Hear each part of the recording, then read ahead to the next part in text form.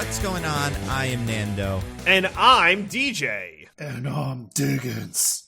And this is Mostly Nitpicking, a podcast where every week we pick apart a piece of pop culture by looking exclusively at the details. Woohoo! Yay! Hooray! This week. Listen, you guys. This is a fun one. This is the first in Mostly Nitpicking history, maybe. It's like our entire podcast lives history. I don't think we've ever done this, ever. In multiple aspects, as a matter of fact. Yeah. So this is very exciting. Cannot wait to get into it. And yet in some aspects, talking about a movie. In some aspects, you guys loves. have done this before. Exactly. That's a good it's point. Such a good movie. We're going to go back and do it again. We wanted to give Diggins a shot to be able to say how good it is. Or bad. Maybe he hates it. Listen, here's what happened. I blame myself for this. This was Saturday night or something. We were texting each other and we were trying to figure out the date we were going to do the episode. And we were like, okay, so what movie are we going to do? Because we've kind of got this weird zone of like, movies are kind of coming out soon. None of them are out right now. So, we had some room to mess around. Yeah, exactly. Fuck you, it's January, yep. And like February looks pretty good. Like as far as just things to talk about, like there's quite a few movies coming out in February. So it's like, if we want to do a Batman lead up or something like that, we kind of have to start now. And there was a point where we were thinking about doing Twilight. And then it was like, which Twilight do we do? Because we probably can't do all of them. And then I was like, maybe we could do the Batman movies. And I suggested in the group, and this was just from, being in bed, not even thinking, just like, what about Batman 89? That's a fun movie. And it's like the first big Batman movie. And I know we already did Batman the movie, so I won't have us do one again. We'll do a new one. And everyone agreed. And then we all watched Batman the movie, or Batman 89. Fast forward to now. We all got on the podcast. We were like trying to figure out what we're going to do next week. And I said, all right, I think we've done some Batman movie. So I checked in our like podcast feed thing and it came up that we had actually done Batman 89 before and we just forgot. Whoopsie These are the doodle. pre-Diggins days, so it doesn't count. Diggins is excused, I guess. Yes. My record remains spotless. I have never messed up a podcast and nobody can prove it. Exactly, yeah. So here's what we're going to do. We have been promising you, the fine podcast fellows, the fine listeners, and everyone who loves it, a mailbag episode eventually. And we've already talked about this movie, but we didn't have Diggins, and this was back when the podcast was longer than the movie. So now we're going to talk about Batman 89 a little bit more and do the mailbag stuff. Yes. How does that sound? As much Sounds as it awesome. pains us to actually fulfill a promise to you for once. Right? Yeah, it hurts. Yeah, I mean... Hurts real bad. But before that, guys, chit-chat. The Rock is in a video game movie. Which one do you think it is? Oh, I did not hear this. I don't news. know. I saw this. Diggins posted something about it on Twitter, and then I saw it and saw a couple other people posting about it. But basically, The Rock was like, I'm in a video game movie. It's a badass game. I've played it for years, and we don't know anything besides that. And I want a fun guess and then the real guess for what you think it could be, because I'm curious. All right. I have my fun guess. Okay, what's that? Spider-Man the movie, the game. Ooh, like the one where you could play as Green Goblin? Yes, that one, exactly. Ah. So they're That going to would do be fun. So who... They're going to do a movie about the game adaptation of the first Spider-Man movie? Exactly. Is he going to play, like, Scorpion or something? You don't think he pull off Spider-Man? You don't think he pull off Spider-Man? I think he could pull off Spider-Man, but I honestly think he's too muscular.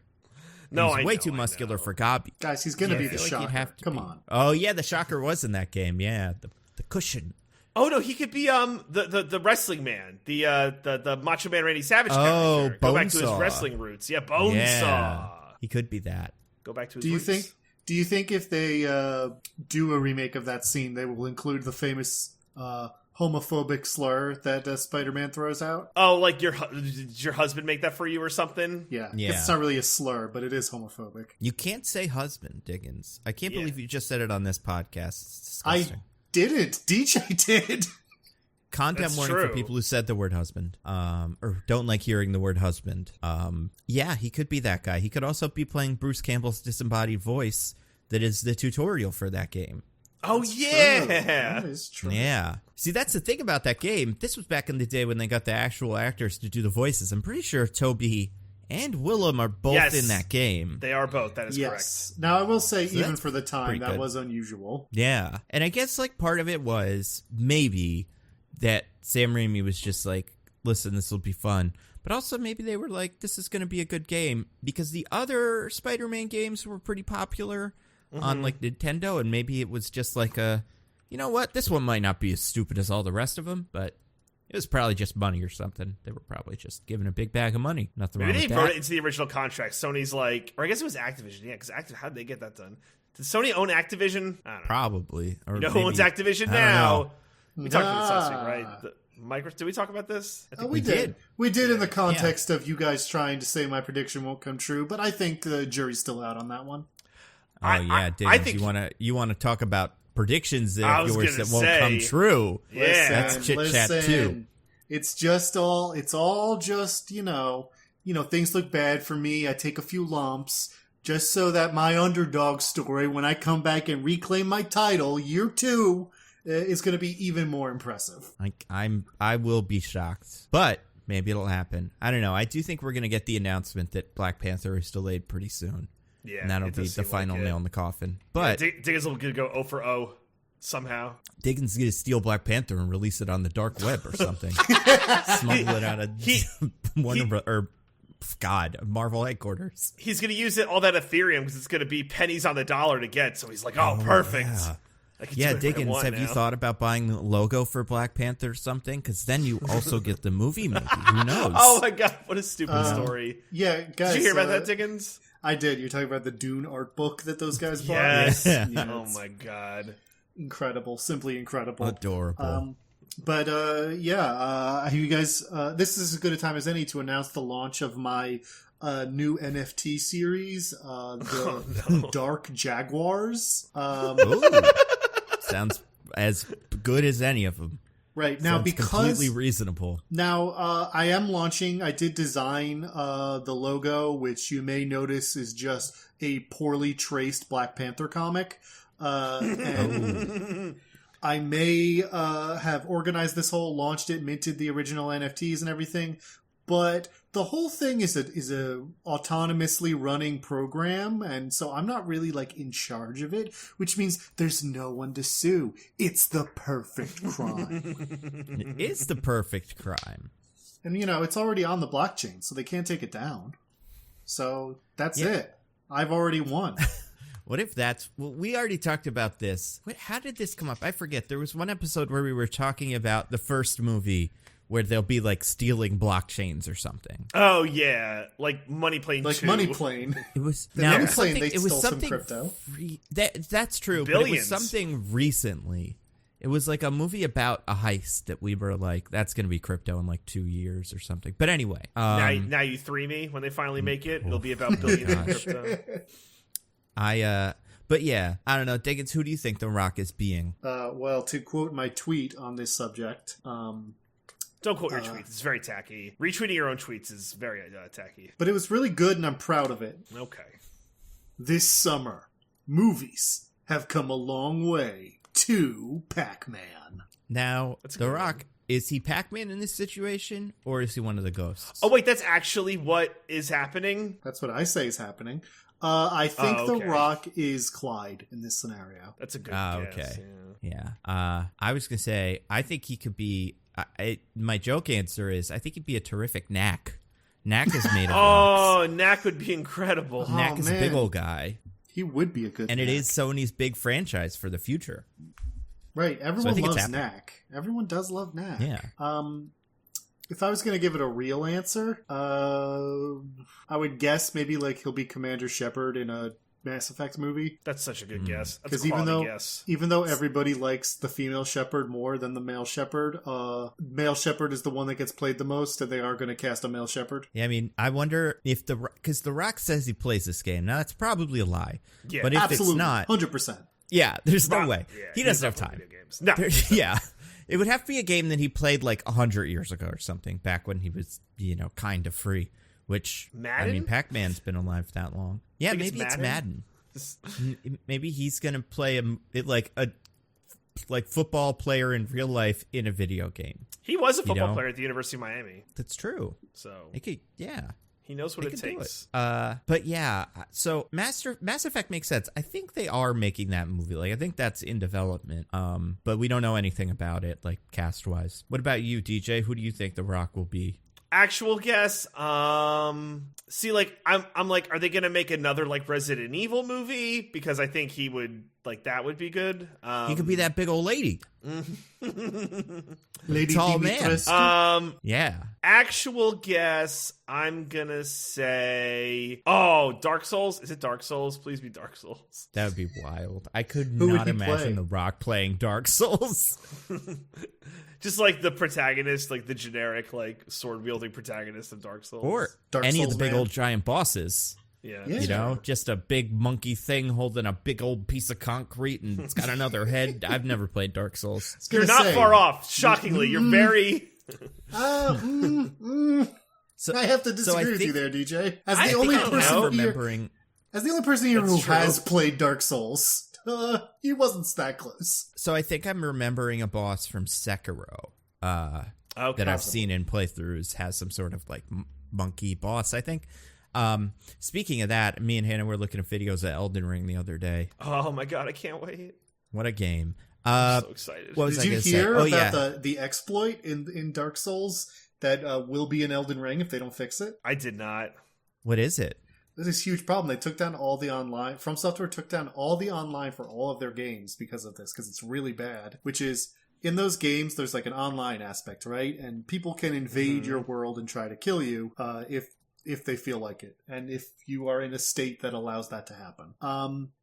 Somebody found out recently that there's like some exploit or something in the code where when people invade you, they can like execute code on your machine. So not even just in the game, they can like do things to your computer. No. That is awesome. It's really bad. That's like that game that you guys talked about where it's dating, but also it's evil computer. What was that game? What? Remember that? It was like some Japanese thing or something. Oh, I don't know. Doki Doki Literature Club? Yeah, it's like that, where like in the beginning you're playing Dark Souls, but then it's like the file is corrupted. I haven't played that game either. Yes, but that is what it is, yeah. Yeah. I did not know about that. I hope they keep that. Then it's like you have to play at your own risk. If you lose the fight, because could it be a consequence? Like if you lose the fight to this person, they get to like delete all your programs? That would be fun. Real like racing for pink slips kind of thing. Now, I will say, this is only a problem on PCs, obviously, so those of you superior humans with a PS5 won't have this problem, but for the rest of us mere mortals. Well, it's okay, because the game's not coming out. I was thinking How dare he you. could play... The guess that I hear the most for The Rock is Gears of War. I think he could potentially play that game, because it's just like an easy game to jump in and out of. He's in Fortnite now, but that can't be it. But maybe that's it. Yeah, what would that even be? The Fortnite game? Fuck knows. I don't know. What are any He's of these he's movies never played about that. video games? It'll be the Fortnite guy and like a real human person in the world going on a road trip. Whatever. I feel like Gears of War feels like a good guess in terms of The Rock being did I a say good... Gears of War? Yeah. Excuse me. I meant God of War. Oh, very different. Also Gears of War, works. also a good choice. Yeah, Well, either of those what I work. was going to say for Gears of War is, like, good fit for The Rock, but I can't imagine anyone caring about Gears of War in 2022. Yeah. God damn it. Yeah, it's true.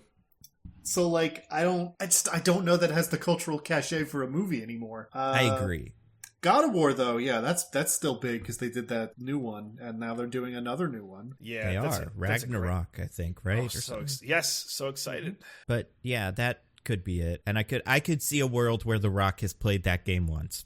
But it could also just be some shooter or something. It could be like Call of Duty the movie starring The Rock. Like I buy that too for sure. So I'm sorry, do we not know what it is? We don't. We don't. have- We don't know. Okay. The thing Nando said, I mean- where he was like, "I'm in a video game movie and it's a cool video game I've played before," is like literally all we know. Oh, Yeah. cool. But like it also could be a game that already or like a movie that already exists. Like it could be in Like a you know, sequel? like the Sonic movie. Yeah. Like something He's gonna be Shadow.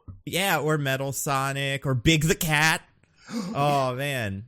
These are all good answers. You Or think he'll I be- need your power? Yeah. He'll be Waluigi in the Mario movie. Yeah. Dude, he could be any of the Pokemon. They're making a new Detective Pikachu, maybe in that. I don't know. I feel like there was a point where Oscar Isaac was going to be playing Solid Snake.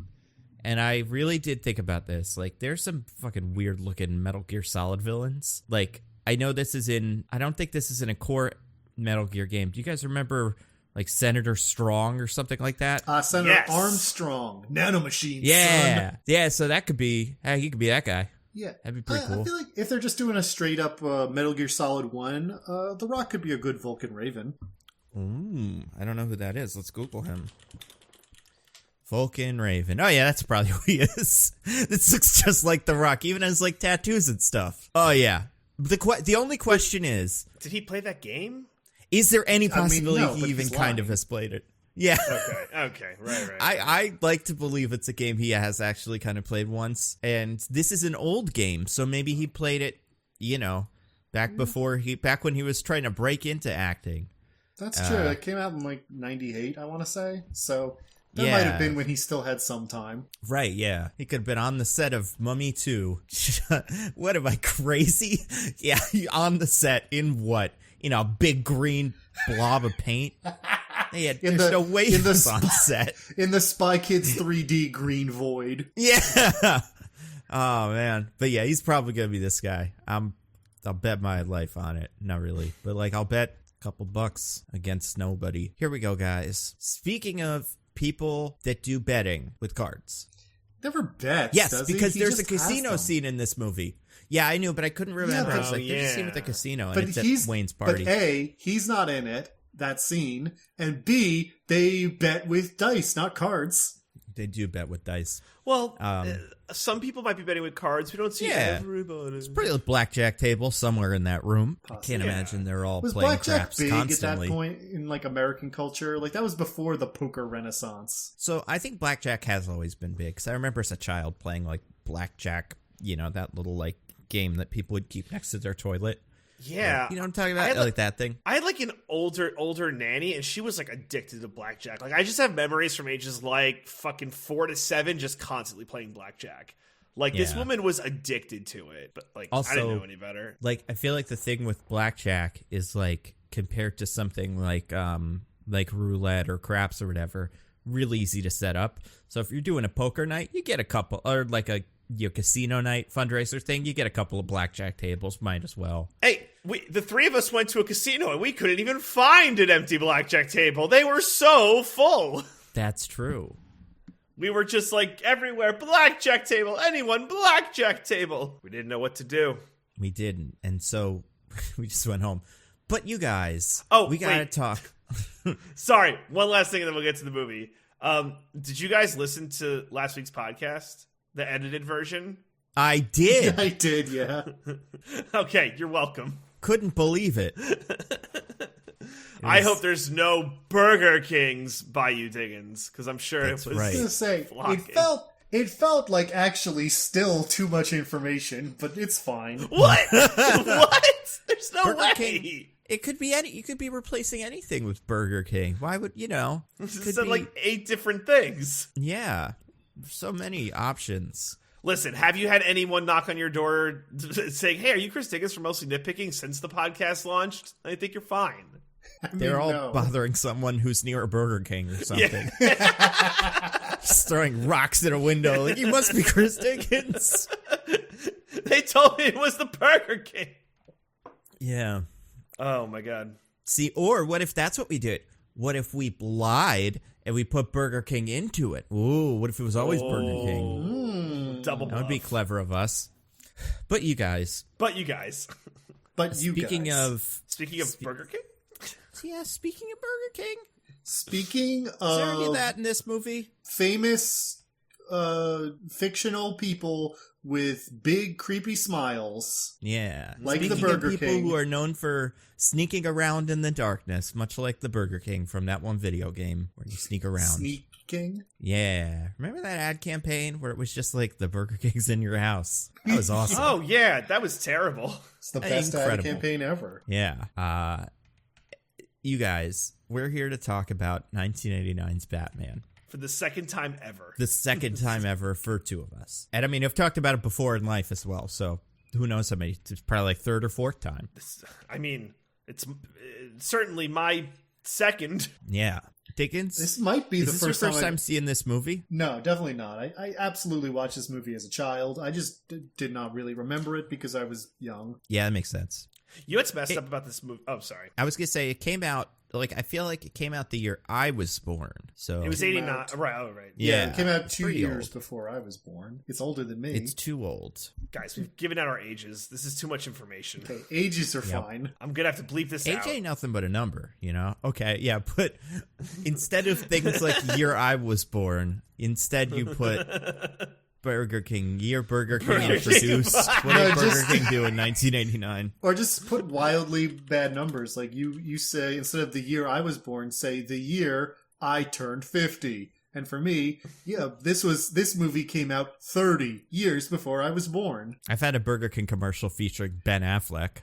This was from 1989. So that's what we meant. You guys. Yeah. We got to talk about The Batman, 1989. Or just Batman. Is it the Bat? It's just Batman. It's not even the Batman. It's just Batman. I know about this because of the very unusual order in which HBO Max puts things if you search just Batman. Yeah. Okay. Yeah, it's really weird. It's like 15 Batman animated movies, and then this. And then this now, movie. I have it up right now. The first thing it shows you is The Dark Knight. Then it shows you The Dark Knight Rises. Then it's the animated movie Batman The Dark Knight Returns, Part 1, then Part 2. Then it's Batman v Superman, Dawn of Justice. Then, after I have searched the word Batman, it is this movie, the only one that is just called Batman. Number 6 on the list. Yeah, and I mean... and Batman Begins doesn't show up until number 12, even though Dark Knight and Dark Knight Rises are 1 and 2. Yeah, and it's weird because this will be, like... This and Batman Returns might be canon now because Michael Keaton is going to be in the Batgirl movie and in the Flashpoint movie. So it seems possible that the end of the Flashpoint movie will just be like, and now Michael Keaton's in these. So, like, that will become the most relevant Batman movie. So that's confusing. Yeah. Huzzah. Way to go. HBO, Warner Brothers, whoever the fuck was making decisions. I'd like to believe that this Commissioner Gordon in this movie, 30 years later, had a young, Latina daughter that ends up becoming the Batgirl of this universe. You know, right? Like it has to be the same Commissioner Gordon, you would assume. They already have one. That's a good point. Although I think it's going to be J.K. Simmons. Who the fuck knows? This stuff is so confusing. They're all going to run into each other and be like, oh my God, are we getting Michael Caine? We can get Michael Caine back. Oh my God, no, yeah. But he quit movies, even though he didn't really. Yeah. He quit for a week or two, and then everybody was like, did you? And he was like, all right, never mind. No, absolutely not. Yeah, I'm back, baby. Can I go on a 2-minute sidebar? Uh-huh. Sure, I'll allow it. I was watching just like different movies over the holidays, and I forgot that Michael Caine was in the Muppets Christmas Carol movie as Ebenezer Scrooge. He's Scrooge, TJ. Yeah, I had forgotten that. I hadn't seen it in a long time. Decided to watch it with Michelle and totally forgot. He crushes that. He does. He's so good in it. He's very good. Anyway, sorry. I don't know why I had to say that. Just wanted to, Well, I just got to talk about how much I love Michael Caine. Let's be real, guys. He's terrific. Well, we clearly love Michael Caine on this podcast, considering how many times we've invited him to be a guest. I know, and he's so generous this time. But thank you, Michael Caine. We really appreciate you. Yeah. So, wherever you are. Certainly not here. No, not here. This movie has no Michael Caine. In fact, it has some other guy who I actually like more. But he's like a very Alfred-y kind of guy. Yeah. Michael Caine, I always feel like, was just being Michael Caine, kind of. Mm-hmm. And this guy, I don't know who he is, but I think he's also a Michael. So that's how he knew. Yes, that's how they keep casting them, is to just find the next Michael. Michael Goff. Ah. Has he done anything notable besides these movies? Let's take a look at this Wikipedia page. He's probably done a bazillion cool things and these movies for like 10 minutes each, and then he gets nothing but questions about these movies. And I know. Well, probably the endless Comic-Con experiences. Hey, why did your character upload himself to a computer? The back computer. In the end of Batman and Robin, he lives, right? Mr. Freeze gives Batman the cure for McGregor's disease, and he's like, take two and call me in the morning. I assume he's giving that to Alfred. But Alfred has already uploaded his consciousness into the back computer. So does that mean there's two Alfreds now? The competing for Or does like human Alfred get to just delete consciousness Alfred? Oh, it's like a Superior Spider-Man scenario. It's or war for or dominance. He's just cloned himself. It's like any clone, like, which one of you is the real one? And they got two Alfreds. What is real? Is this guy as Alfred the only person in all 4 of the first Batman movies? Or not the first one, but these Batman movies. I think that Gordon's also in all of them. But besides that, yeah, he's the only other person that even could be. Cause, guys, he was Ulim the Dodo Bird in the 2010 Tim Burton Alice in Wonderland. I mean, I did see that. Yeah. Is this guy like a Tim Burton acolyte? Like, is that how he? It seems like maybe he had some relationship with Tim Burton late in his career at this stage, but not before that. He was in The Boys from Brazil, that movie about, I think it was cloned Hitlers in Brazil. Oh. Oh yeah, I remember that movie. Is he any good in it? Wait, have you seen it? No, but I'm looking at his thing, and I've heard of that movie. Sounds kind of cool. He was in the 1962 Phantom of the Opera. Oh. Speaking of Phantom characters, we gotta talk about Batman, who is the Phantom of the Night, kind of. He is, in this movie, Batman 1989. Now, I would look this up. The Batman from 66, that movie, I believe is also called Batman. Okay. What is their problem? Like, they couldn't even name this one like The Batman or Here Comes Batman or something? How are they going to go 2 movies in already copying your same name? I mean, they were separated by 20 plus years. Like, that's not...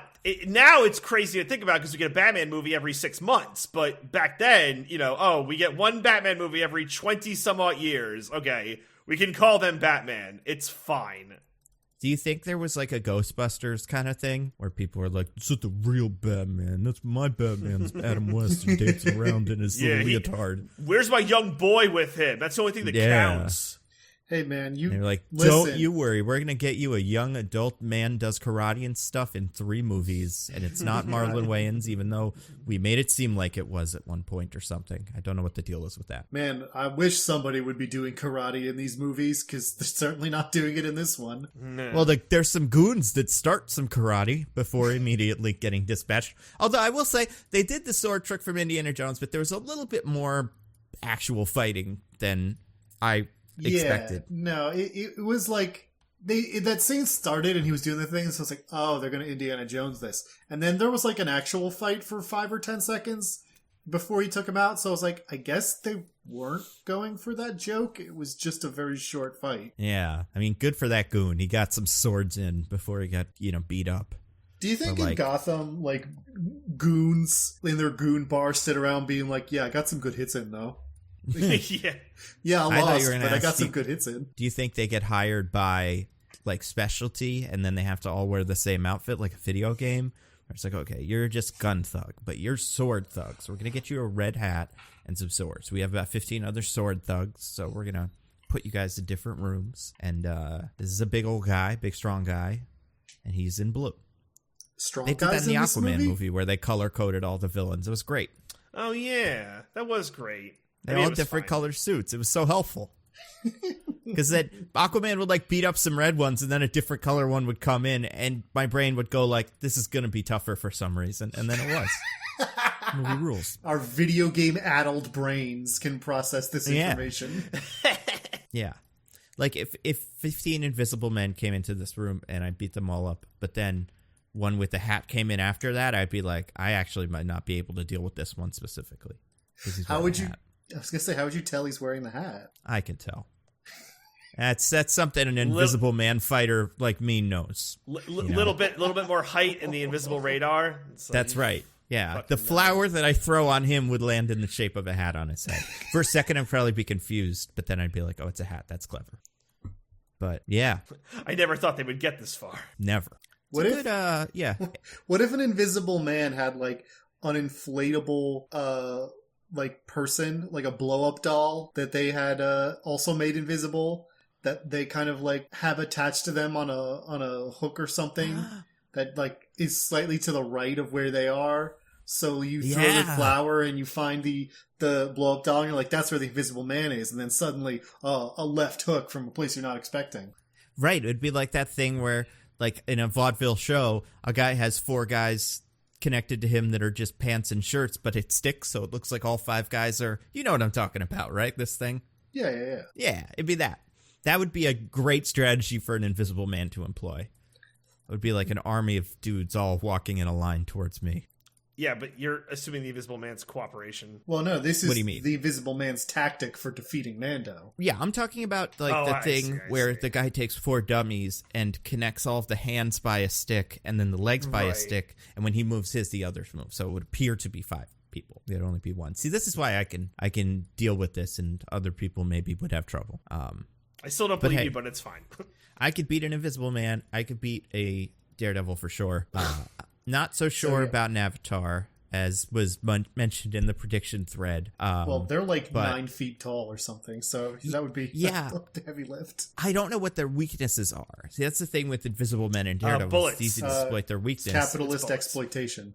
Yeah, the god tree burning to the ground. I just don't know. Like, I think if I burn their little hair thingies, like if I was able to get my hand on that and I could like use a lighter to burn it, that probably would kill him or be very arousing to them. I'm not sure, but there's some business there where I feel like that's probably what my strategy would have to be. I don't know. I'll figure it out. We'll see if that movie comes out. Maybe I'll give some hints. But you guys, speaking of movies that are going to come out this year, we got to talk about Batman 1989. Yep. Let's do the IMDb game. Let's do it. It's only 35 minutes in. This is important stuff. I am the IMDb'sman for this week because I, of course, had the undisputed and obviously best IMDb summary for Spy Kids 3D. I think we can all agree on that. Certainly no collusion. Yeah, no collusion. I've not seen any evidence to the contrary so far. Very upsetting, listeners. Very upsetting. So, we do the IMDb, B as in spelling bee, every week where there's a movie, so not every week, I guess, where I have pulled up here a summary of the plot of this movie written by somebody on IMDb. We've never really been sure where these come from. Yeah. And DJ and Nando, you are both going to guess, give me their best shot at what they think this summary is. And I get to decide, based on my superior brain instincts, who did the better job. So... And, Nando, maybe some of your relationships that you've established throughout the course of this, show and whatnot, right? Well, of course not, DJ. I'm a fair and impartial judge, wink. Oh, right. Why would I say that out loud? Wink. All right. Awesome. So usually, the Nando, loser gets to decide who goes first, right? Yeah, as last week's loser. I elect DJ goes first. I want to think about this. Any hints or anything like that, Diggins? No, I think this is... There's like one element to it that I find very funny, but for the most part, it's not like outstanding in any way I feel like commenting on. Okay. All right. Billionaire Bruce Wayne, also known as the Caped Crusader Batman, must defeat the Joker's criminal empire to save Gotham City and his love interest, Vicki Vale. All right. Nando? See, a lot of those words were also words I was going to use in different order, but now I forget what some of them were. So I'm just gonna go for it. Okay. See, I really do like Caped Crusader. If Caped Crusader's in the summary, you should just let me win right now, Diggins. Duly noted. Let's say after. See, I don't know if the IMDb summary would say after the death of his parents, because that's like a secret in this movie, kind of. Not really, but like kind of. That's like revealed. Let's say after Gotham City is. What is Gotham City? Thrown into chaos by the excitable weirdo little Joker man, by the crazy Joker That doesn't fit. Whatever. After Gotham City is thrown into chaos by the crazy Joker, Batman, Bruce Wayne, must take on his alter ego, the caped Crusader Batman, to save Gotham City. Ooh. Nice one copying off the kids' test there, Nando. Really, it was going to be in there, I swear. I had that. That was my one. I knew, like, when I was doing this, I had to pick one weird, like, specific thing, like Caped Crusader or Spirit of Vengeance or any of those weird little nicknames he has. Not that that's his nickname. That's a Ghost Rider. But you know what I mean. I gotcha. Yeah. The Nom de Guerre. Yeah. You both did a really bad job, is the thing. Oh, what? Cape Crusader wasn't in there, or was Cape it? Crusader is not in there. That's bullshit. Bullshit. Yeah, they gotta get it together. I don't even want to win. Right, so I'm going to do one of our famous tiebreakers, and I've actually already got it. So the Joker is mentioned in this summary, and gets 2 adjectives. The blankly blank Joker. I want you guys to go back and forth for at least a few guesses on what you think those adjectives are. And the closest person wins. Much. I hate this. We have to do both of them or just one of them? I say closest, so like if you get one and we go a few times and no one gets it exactly, then I'll be like, you win. Okay. Is it adverb, adjective, or adjective? Yes, adjective? it is blankly blank. The blankly blank Joker. God damn it. All right, I go first, I guess. Sure. Based off our weird rules. The incredibly maniacal. Okay. Not I'm right. Not perfect. Not to say that it was right in some sense. I'm saying not perfect because that's the only thing that would stop the game. Sure. Oh, okay. I'm going to say the devilishly twisted Joker. All right. DJ? The God damn it. Like the incredibly evil. Okay. Nando? I'm going to say the geniusly deranged Joker. Okay. One more from each of you. DJ? Oh my god. The contemptibly sinister. Okay.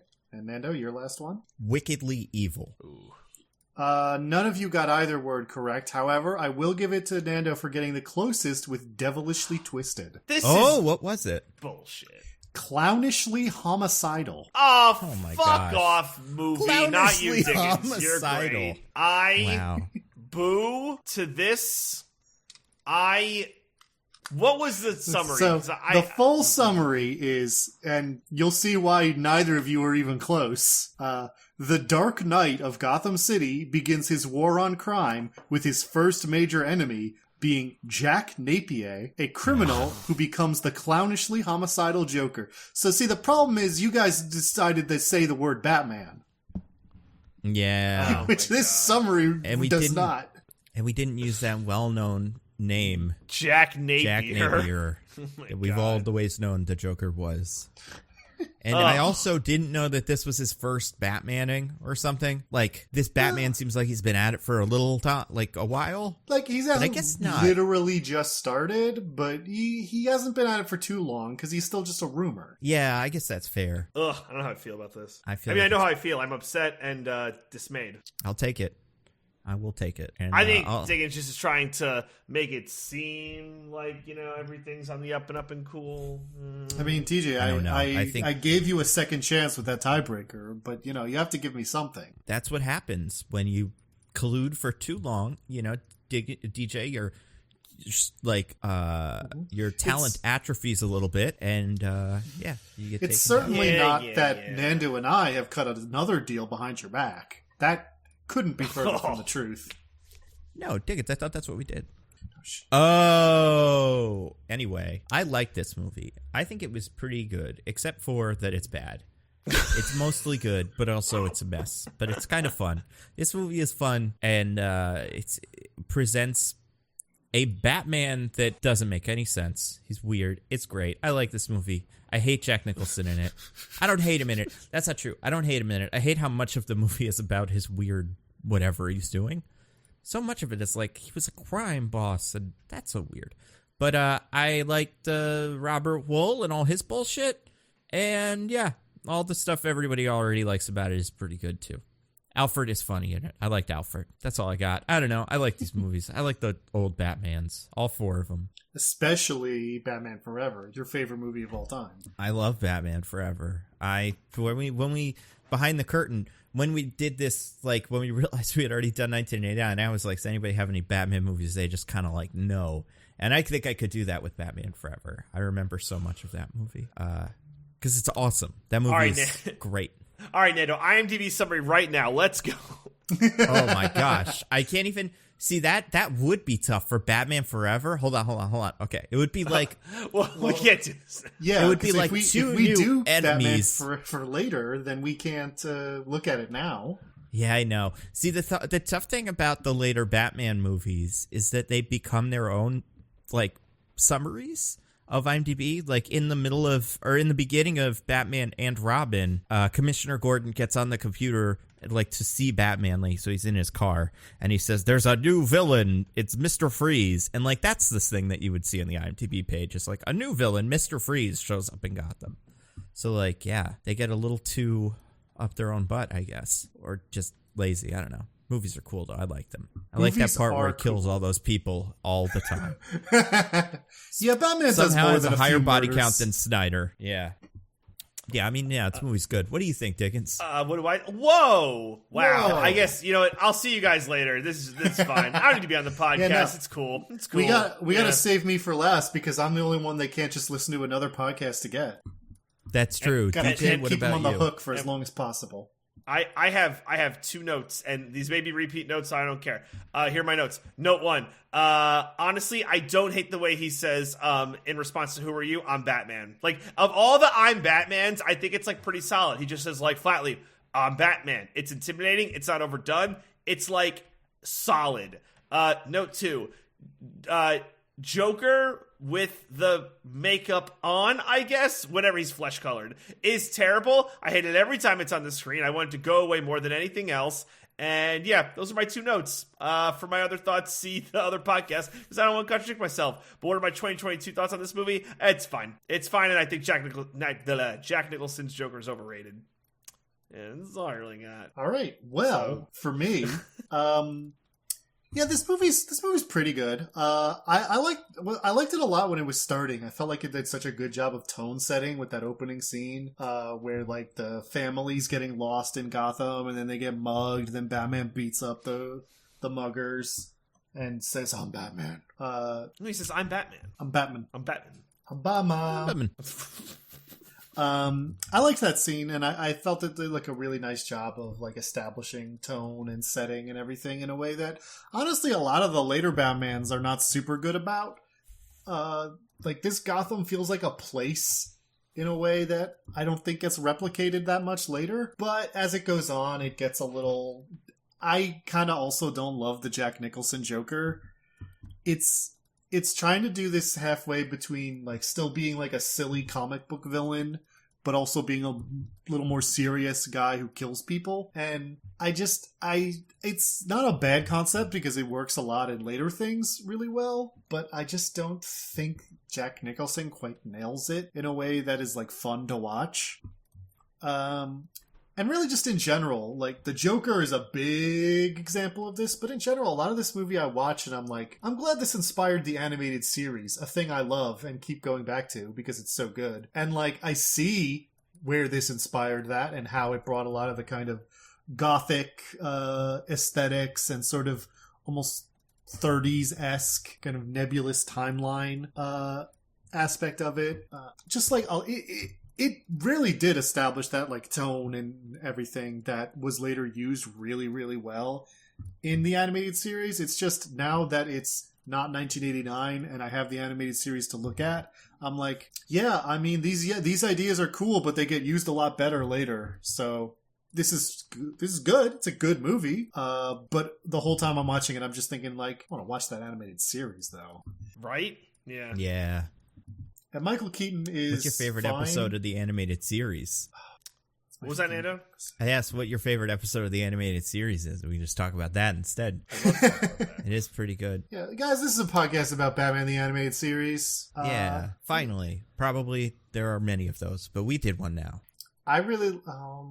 Trying to think of... I actually did do a rewatch is... recently, and I'm trying to think of what my favorite episode in that rewatch was. So I don't know if this is my favorite, or if it definitely isn't, like, the best, but I like the Riddler in that show a lot. I think If You're So Smart, Why Aren't You Rich might be my favorite. That episode is really good. Yeah, because it's also, like, a funny perspective on, like, what could he have done? Or, like, this guy is a supervillain, but also he's a genius, and he loves toys or whatever, so, like, what if he tried to go straight, but he didn't. But like that, it's just such a good episode. Yeah, that's probably my favorite. Although, like, yeah, there's others. DJ, do you have a favorite? Isn't there one? And I haven't watched the animated series in like the longest time, but isn't there like a Christmas or holiday episode where like Batman has to like solve a Joker plot like before midnight, and he's in like, it starts in a cafe with Gordon, and then it kind of becomes something else? Am I like mixing 8 different animated series episodes? No, that's Christmas with the Joker. That's an episode. That was an early episode. Love that episode. Love that episode. Love that episode. Such a good episode. It's a great, that's a good one. What about you, Diggins? Actually, you remember that Clayface episode where he's like disintegrating, and so he's trying to steal the stuff to make him to cure himself? Yeah, I like that episode a lot. I like Clayface in the animated series. I thought he was really cool. I like that Clayface is good. And Harley Quinn. Also, I just realized I did the wrong one. I was thinking of Riddler's Reform. That is the episode where Riddler gets reformed. I do like the one where he makes the maze with the evil giant robot in it, but I think Riddler's Reform as like a concept for an episode I found the most interesting. That's the one where he pretends to be good. Yeah, and Batman is like, he's doing bad things with these toys, and Riddler's like, no, I'm not. And then the Riddler is, though, and Batman is kind of like paranoid. Not like paranoid, but he's like, I don't trust him. It's a good movie or episode, like, to prove the point that you can't ever reform criminals. They're always bad. So they should just all be in jail forever, you know? Yep, that's true. Great that's message. Pretty much it. Great one for the kids. And then that episode Almost Got Him is like the best one. But I was kind of I was trying not to say that one because that same. It's a good one though. Yeah, it's a very good episode. It's just the one everyone says. You know what other one I'm a big fan of? I know this concept was kind of stupid, and it still is. Remember when Two-Face changed into like a new identity called the Judge or something? Oh my god! Remember this? I do not remember. There was like a new villain running around who I think had like a gavel and was in a judge costume, and he was like doing judgment, I guess, probably. And it turns out it's Two-Face. It's kind of like a dark Halloween or long Halloween riff. And I thought that was funny. I liked it when they did things that didn't really make sense or like kind of treaded new ground. But yeah, I mean, I talk about it in a video I'm putting out very soon, but I really liked, because I watched it recently, the episode The Mechanic, where they figure out, like, Penguin's like, that Batmobile crashed the other day. Let's see if we could find anyone ordering all the parts for a Batmobile. And then they do. And then they catch that guy and then, like, torture him. But they don't really torture him. But, like, yeah, I thought that was super funny. It's really good because, and again, this is only because I just rewatched it. There's this bit where he is the man, who I can't remember the name of, but who is the mechanic for the Batmobile, is being held hostage. So he has to give Batman the Batmobile, but not kind of tip the hat to like, it's going to explode. But he does say a couple of things to Batman that are very suspicious. He's like, oh, the basement, my daughter's in the basement, and your windshield wipers work now or something. And I kind of expected in my head for a scene, like the next scene, Robin would be like, why'd he say that? And Batman would say, we don't have a basement. It must be code. But he doesn't. Batman and Robin just drive away, and they're like, that was weird. And then it's not until the Batmobile's like about to explode that they're like, wait a second. Basement. That's what it means when you crash a car. It's so funny. Like, the Batman in that show was both pretty clever, but also like about as clever as a child watching the show when it came to like solving riddles and like stuff like that, which is, it's good because it's a good show. But yeah, that episode's fun. They're making a new episode too, or a new show of that. It's not that, really? But it's like kind of a spiritual successor. Yeah, it's called like, what is it? Something the Batman, but it's like, it's not Beware the Batman, because I think they already made that. Yeah, that already exists. But it's like this one is in that same, not exactly in the same animation style, because the Batman has more of a like pointy ears. I think maybe it's called Batman Caped Crusader. Is that a thing? It sounds like a thing. It could be a thing. They're making a new one for HBO that is going to come like definitely as an effort to capitalize on the, Batman movie that's going to make $1 billion, but also just like might as well. It'll probably be good. Yeah. So it's by J.J. Abrams. But also Bruce Timm and Matt Reeves. And it's called Batman: The Caped Crusader. So. Wait, it's produced by J.J. Abrams, or is he like involved in the creative aspect at all?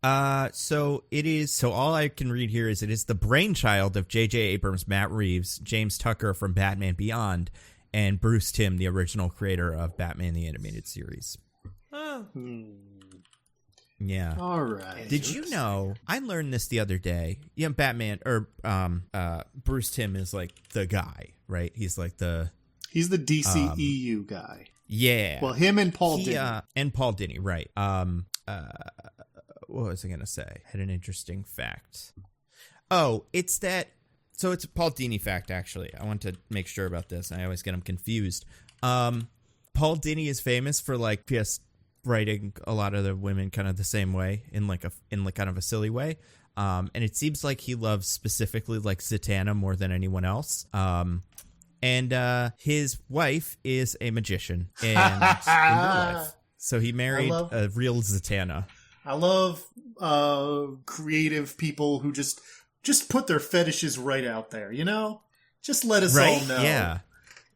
It's pretty wild. But yeah, she was a seance medium at the Magic Castle. First female magician in history to hold that position. The only... magician ever to be admitted into the Institute for Analytic Interviewing. Don't know what that is. But her name is Misty Lee, and she is a magician. What do you think it's like to be like the magician wife of Paul Dini, and then see how he draws Zatanna and be like, huh? Right? Yeah. How do you feel about that? I feel like if I were him, I would be like, listen, we know what's going on here, okay? Let's just cut to the chase. I'm attracted to magicians. You're a magician. It's not really that complicated, but is this why you keep buying me fishnets for Christmas? Yeah. Is this why you keep saying I should work a top hat into my routine? I wonder, she might actually have a top hat. Anyway, Magic you Castle, guys, huh? we got to talk about this movie instead. Do we? The Batman 89. I don't know. Diggins, what did you think Diggins of it? What other thoughts do you have? Yeah, what's your new ground? I mean, that was most of my general thoughts. If you want me to get into nitpicks, I can do that. Here's the question here. Dan Aykroyd? Dan Aykroyd, no, we'll get to that. The question is, and I think this is the question of all Batman movies, is this Batman any good at doing any of the things he does? Oh, I was actually going to get into that before we started talking about the animated series. All right, well, let's do it now. Well, yeah, do it up. I think Michael Keaton is... I think he's an interesting Bruce Wayne. He seems personable in a way that Christian Bale never quite managed, which is nice. But he's a little too weird. You know what I mean? Oh, you mean like the whole Predator thing where he gets Vicki Vale drunk and it's like, yo, you know what we should do? But you see, he only takes her camera or something. Well, no, I'm talking about the first time. Yeah, the first time? Yeah. It's about the time they actually bone down and have that super chaste bedroom scene where they're both still clothed. Oh my god. Yeah, I couldn't figure that one out. But yeah, you're talking about the thing where, she gets all drunk and then they hook up and stuff. That's pretty good. I like that. I like this sex in superhero movies thing. Can we do more of that? No? Okay. Well, hold on. We'll get there at the end of the movie, Nando. I will say though, the Eternals come to this too? Oh boy. I will say though, he kind of treats her pretty shitty. He gets her drunk. They hook up, and then he starts blowing her off. Because he's Batman, obviously, but she doesn't know that. However, her response is to stalk him. Yeah. So it's like neither of them are winners. No one's winning any Partner of the Year awards on this movie. Yeah, that's a great point. I understand where he's coming from in terms of the traditional Batman story is I love this woman so much, but I'm also Batman and I can't go on dates with her because there's crime. I do think it's funny in this because it's he starts dating, I guess it's funny to me because, like, this is maybe the best version of, like, she's going to be busy when you're busy kind of thing. You know, like, when you're doing Batmaning stuff, she'll probably also be taking pictures. Like, neither of you will be able to go to the date. But, yeah, it still manages to catch him. I guess Catwoman does that, too. But at least with Catwoman, it's like, well, maybe this isn't a Catwoman crime. Why would she show up? But, yeah, with the reporter or I don't know, crime psychologist or whatever Chase Meridian is in the third one, like, it's like, you should have no problem. You should both just go like, uh-oh, I'm busy, and then leave. It's great. I'm curious of what was his plan with that first date? Because it kind of seems at first like he's trying to tank it, but is he trying to tank it or is he just really bad at dates? I think he's just really bad at dates. I think he's just really clear. Impersonal generally. Because, like, at the party when he's kind of flirting, he's also pretty bad at it. He's just rich. So it kind of goes his way and, like, handsome. But, like, even when she's like, are you Bruce Wayne? And he's like, what does she say? She asks, do you know where Bruce Wayne is? He says, I'm not sure. So, like, yeah, I don't know. He's, like, just not really good at this. I mean, remember when he, like, sneaks up on him in the armor room? That's weird. Yeah, he's just like, well, they're talking bad shit about him. That was, like, kind of messed up. Yeah, that's the situation where he has the social upper hand because they're caught in the embarrassing situation of just having talked mad shit about him without knowing he was there. But then, like, okay, it turns out to also be recording that room with cameras. Mm-hmm. What for? Weird. Well, maybe just a I don't know. Security system. Just, yeah. It's just to show that he can. It's just to show us, the audience, that he can. Yeah, and he can. He's pretty good at it. He can. He's fucking Batman or Bruce Wayne, whatever. Who cares? Bruce Wayne, Shut up. Yeah. He's, I don't know. He's a little weird in this one. I do think he was just genuinely kind of not good at dates. But well, like, how often is he dating, right? Yeah, I don't know because, so, like, in the movies, he finds a girlfriend per movie, except for the fourth one. But in the beginning of that, he's dating someone anyway. Like, Bruce Wayne is dating a character who isn't important. But, like, in the cartoons, there's points where lots of women are like, I dated Bruce Wayne. I also dated Bruce Wayne. And it does seem like he's better at it than this, you know? Yeah. More of the playboy of that billionaire playboy aspect of his character. Yeah. Just, like, putting an image forward. But in this movie, it's also, like, doesn't seem like anyone even really knows who he is. I was going to say, another interesting thing about this movie is, like, yeah, he's not... Oh, man. Well, I guess at this point in time, it would probably be millionaire playboy, because back in the 90s, the idea that someone would have billions of dollars? Laughable.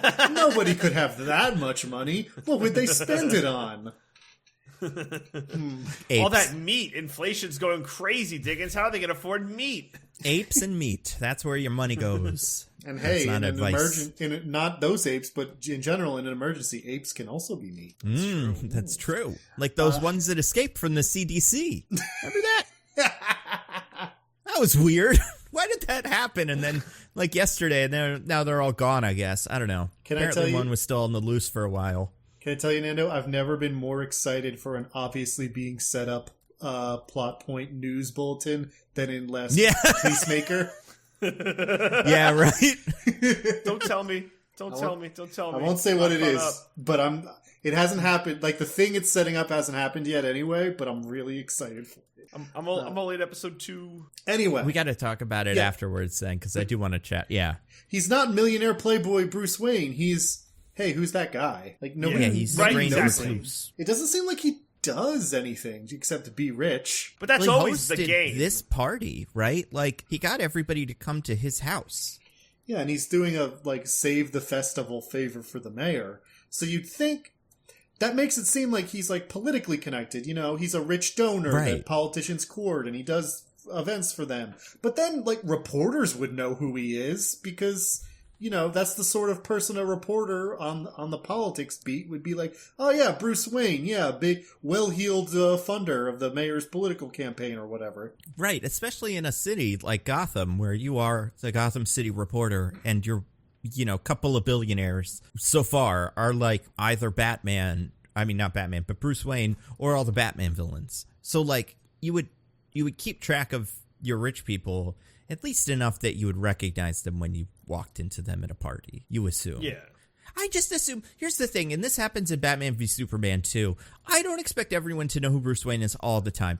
I do expect, before you go to a party at Bruce Wayne's house, you to look up a picture of him or something. Mm-hmm, yeah. Well, it's just more forgivable. Be aware. It's a little more forgivable here where, you know, the internet doesn't exist. Yeah. And their Bruce Wayne file at the whatever newspaper she's working at seems to be pretty sparse anyway. Because she looks that up later when she's stalking him. Mm-hmm. But yeah, like in Batman v Superman, yeah, like Google Bruce Wayne. Come on. Yeah. Like, he's a very interesting person, but also he's just where you're going. Like, it's a good idea to be prepared. But yeah, I don't know. I have a hard time believing, because in this, we also find out that the Wayne murders aren't that big of a deal. Like, yeah, right? They aren't national news. Well, it kind of looked... I guess they were also rich because Alfred says that he knew them. So he was in their employ at the time, but it's just like Dr. Thomas Wayne, not like millionaire donor or like CEO Thomas Wayne. Like, where does their money come from? I assume, I'm trying to remember when this starts happening in these movies. Definitely in 3, we start seeing the inside of Wayne Industries as like a company that produces things. In the movie, it's the thing, whatever the joke, or the Riddler ends up making, like the brain machine. But like, there's some sort of Wayne Industries something or other that's doing something, I assume, in this universe. But I'm wondering when how early you get a connection to that, because I can't think of one from Batman. Isn't in Batman Returns someone trying to invest something with Wayne Enterprises or something like that? I feel like that's what Shrek is up to. I know, yeah. And I did watch it kind of recently, like maybe last two Christmases ago. So it has to be that, but either way, it's not nearly as big of a part of his identity as like these other movies where it's clearly where he's getting his superhero stuff from, and it's like how most people know him. It's like CEO of Wayne Industries. Also, gotta say, yeah, I don't know if that's part of it here. There was a brief moment where I was really proud of this movie when we, of course, eventually did the Bruce Wayne's parents die scene. I thought we were avoiding it, but we didn't. It's there. But I was really proud of the movie for a second, where the guy pulls off her pearl necklace and it stays together because that's how pearl necklaces work. And I was like, they did it right in this one. But then they do a specific shot where all the pearls are falling off. And I was like, oh, they didn't do it right. It's so part of the contract, Diggins. I was so proud of you. I know. I was proud of them too. I was more proud of them in the beginning of the movie when they have a fake out, like yes, Wayne family mugging. Although pretty quickly, if you're listening to the names, it's like that's not Bruce Wayne, whatever. Yeah, it's not. But Harry, it's not them. Also, they're not tourists in the city. They live here. It's like it becomes pretty clear that it's not them. But I do like that as a framing device or like as a way to start this movie, as like, see, Batman kind of crimes are still happening. You're still getting new Bruce Waynes every day. You know what it is too? It's still, like, I wonder if new Bruce Wayne's dealing with the double trauma of watching their parents get killed in front of them and also having a prostitute try to pick them up while they're like clearly 11 or whatever. Yeah, those prostitutes, man, they are just going for it, you know? Do you guys think that at the time, like when a moviegoer went to this, like they're like, oh, I'm so excited for Batman, haven't gotten a movie in so long, and then they see that scene like, oh, we're in it. They like whisper to their friends, guys, this is where Batman is formed. Thomas Wayne and Harry is like, oh, what? And just like fucking confuse the shit out of like all the comic nerds in the audience. Yeah, right. That would be funny. I mean, that could. Well, you know, when we get to some movies where they just go like, actually, Catwoman's, Constant Hope or whatever in like the Catwoman movie. Oh yeah. There was a real like hit or miss kind of like, we're going to do the villain and it's going to be pretty accurate, or like, we're just going to fucking make something up and we're going to call that guy the guy you think it is. And he's going to kind of look like him, but otherwise don't get excited. Jack Napier. Jack Napier. This was the era when like, I forget if it was Tim Burton or Joel Schumacher, but like someone who directed one of these movies was openly bragging about, I've never read a comic book in my life. Comic books are stupid, dumb bullshit for idiots. I made a movie which is the sophisticated form. Yeah, it's for baby children. I can't remember which one it was. It is definitely one of them, but I think the other one was cool, so I can't remember. Although I do know Bryan Singer, horrible person, also definitely did that. And he was like, I don't read comics. I don't let people on set read comics. Fuck them. That first movie is good. So what are we going to do? Yeah, I mean, Batman comics at the time were coming out of their like Dark Knight Rises or Dark Knight Returns phase. We had a very like rough, cool Batman. So they totally could have read those comics and gotten this Batman from it. Yup. Now, I don't know. Did you guys know, by the way, they made a Batman 89 comic recently? I did not know that. They did, yeah. Nobody likes it. But they made the idea is it's a continuation of the story. Now, I haven't read it because, like I said, it's not very popular. But I know that in that, they did Two-Face with, what's his name? With Billy D. Williams, William December Williams. And they did Robin with the Wayans child, not like child, but he's younger in this, because originally these were supposed to have Robin as, I forget which one, Sean Wayans, and then that didn't happen, and then it was Chris O'Donnell instead. But yeah, so they did that with comics. It's kind of cool. Yeah, that's pretty cool. That's cool, Nando. I was gonna say this story. I told them to do it, and then they did it. This movie is based on somewhat loosely based on a comics run, or at least it takes the Joker origin from the original like Red Hood stuff. That when that was a Joker origin and not what's his name? Red Hood? Jason Todd stuff. That's it. Jason I kept Todd, trying to say Tim Drake, and I was like, that's not it. Nah, his origin's boring. At least until right? Boomerang Man kills his dad. Captain Boomerang is the guy's name. Wow, my brain twice would refuse to bring back Captain Boomerang.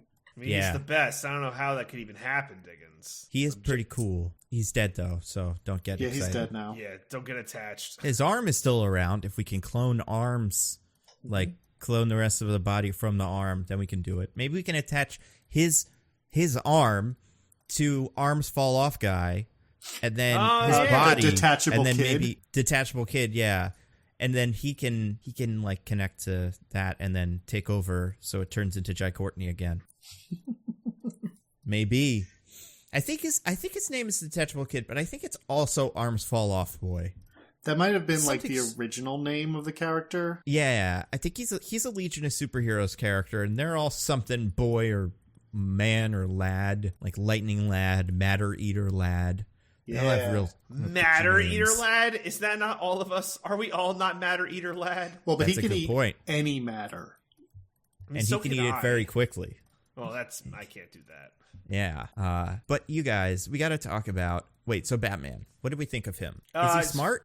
Like, how good is he at being a Batman? I think he's fine. Is he smart? Like in what sense? Well, like in the sense that like Batman is usually incredibly smart. Would you say this guy is smart? I mean, he doesn't really do a lot of detectiving other than figuring out how Joker is poisoning people that one time. Yeah. The movie does not really otherwise call for any amount of detectiving. That's true. Yeah. How much information does Batman have about his parents' murder? Does he just remember in that moment the pale moonlight thing, or has he always had that knowledge? You know what I mean? I don't know. I don't know either. We get a flashback that would lead you to believe, like, that could be read as this has always been in his repressed memories, but he never remembered that the person that killed his parents said the phrase that Jack Napier says. Or it could just be him recalling that memory that he doesn't, like, think about too much. But, like, yeah, if it just feels like the whole, I don't know, Jack Napier Joker thing feels like it should be on his radar before it is. This is another thing, is like, he figures out that Joker is Jack Napier before most people seem to. But he does that by looking at him and going, oh, that's Jack Napier, that guy I've seen before. And his face, his face isn't really any different. Isn't it just because of the pale moonlight line? That's how he remembers that he killed his parents.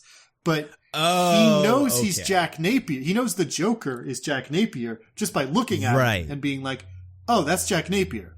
But it doesn't seem like anyone else is capable of making that connection. That's true. Even though other people have met him and can look at a picture of the Joker and be like, oh yeah, that's Jack Napier with a big weird smile. Yeah. He has a very specific face in general. Very specific eyes. I feel like if I saw Jack Nicholson and, and I didn't see the bottom of his face. I mean, in the Masked era, we wouldn't even see his big old Joker face. So, it's like, would you recognize a masked Joker as Jack Napier? I think I would. Well, his skin would still be white and his hair would still be green, so.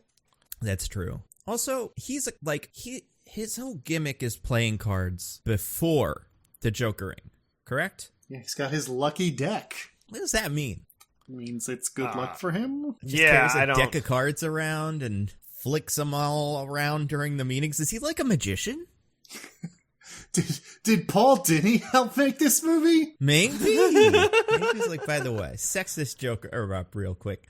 Let's have him do a couple card tricks. Because he's not doing like, I don't know, playing solitaire with them. He's like flicking them around like a magician would.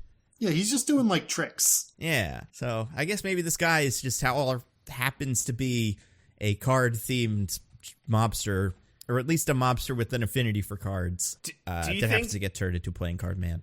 Do you think that if he doesn't fall into like the vat and like the surgeon man doesn't give him surgery that makes him smile all the time, and he has like obsessive laughing disorder or like compulsive laughing disorder, he becomes like card trick man or the gambler? Yeah, I could see it. I could see him just going like, "Oh, I'm the king," and then just being like other card themed. But like, because it's funny because he goes from "I love cards" to "I fall in a vat of acid" and I kind of look like the Joker to clown themed. Like, if you didn't know he was named the Joker, you kind of probably just assume he's a clown man, and that's been his deal the whole time. It turns on a dime. Yeah, he goes a little too hard into clown. And not just clown, anything marginally related to clown. Like, I don't know, mimes. Just like cultural. How many mimes do you think it would take for, if you're Bruce Wayne, to see at that press conference and go, something's up? There's too many mimes. 3? Yeah, I'd be like, oh, this is something. This is part of some nonsense. He doesn't want a mime profile, Nando. It's not healthy in the society. But because Bruce Wayne is so smart, he knows that mimes travel in packs. It's actually, if you see one mime, that means there's at least 5 other mimes you aren't seeing. Oh my gosh, that's a great point. Mimes are such a weird thing that we all know, Yeah, right? I've never seen a mime in real life, Oh, I have. Go to France. They are actually there. But like it's like a thing that every person in America probably kind of, if you showed him like that drawing, they'd be like, "Oh yeah, mime." Yeah, a mime. Yeah, we all know what mimes are. Yeah, because it's for some reason still in the zeitgeist. Like cartoons put mimes in them, and like I don't know, true. just Mr. Mime. He definitely didn't hurt. Yeah, right. What about Mr. What is the Japanese Rhyme? Name of Mr. Mime? Oh. The Mr. Mime the evil evolution. Mr. Mime from England? Yeah, that one. Yeah, that one's freaky. What is Mr. Mime in Japanese? I don't know. It's not like, Mr. Mime, right? What do you think it is? Mime song. Like, no. Yeah, I don't know. Sense. No, I made that up, DJ. Oh, I don't. I wouldn't be surprised if it's Mr. Mime. I mean, did they translate the Pokemon names? Yes, known in Japan yes. as Barriard. Oh, that makes sense because he makes walls and stuff. Yeah. And is a nerd. So he's a nerd, in English, we just made him Mr. Mime. We're like, this guy's a mime. The localizers took like, one look at that guy and were like, Mr. Mime. Mr. Mime. I feel like they got it. Like the localizers were like, it's a mime, right? That's what you guys made, and they were like, kind of. Well, he does make invisible walls just by miming. Yeah. Them. So I mean, they weren't wrong. And it's and he does have like a clown aesthetic, kind of, but not a mime aesthetic necessarily. Well, he looks like he has a clown aesthetic, but remember that every bit of thing that looks like clown clothing or whatever are just fleshy protuberances that grow on his body. Right.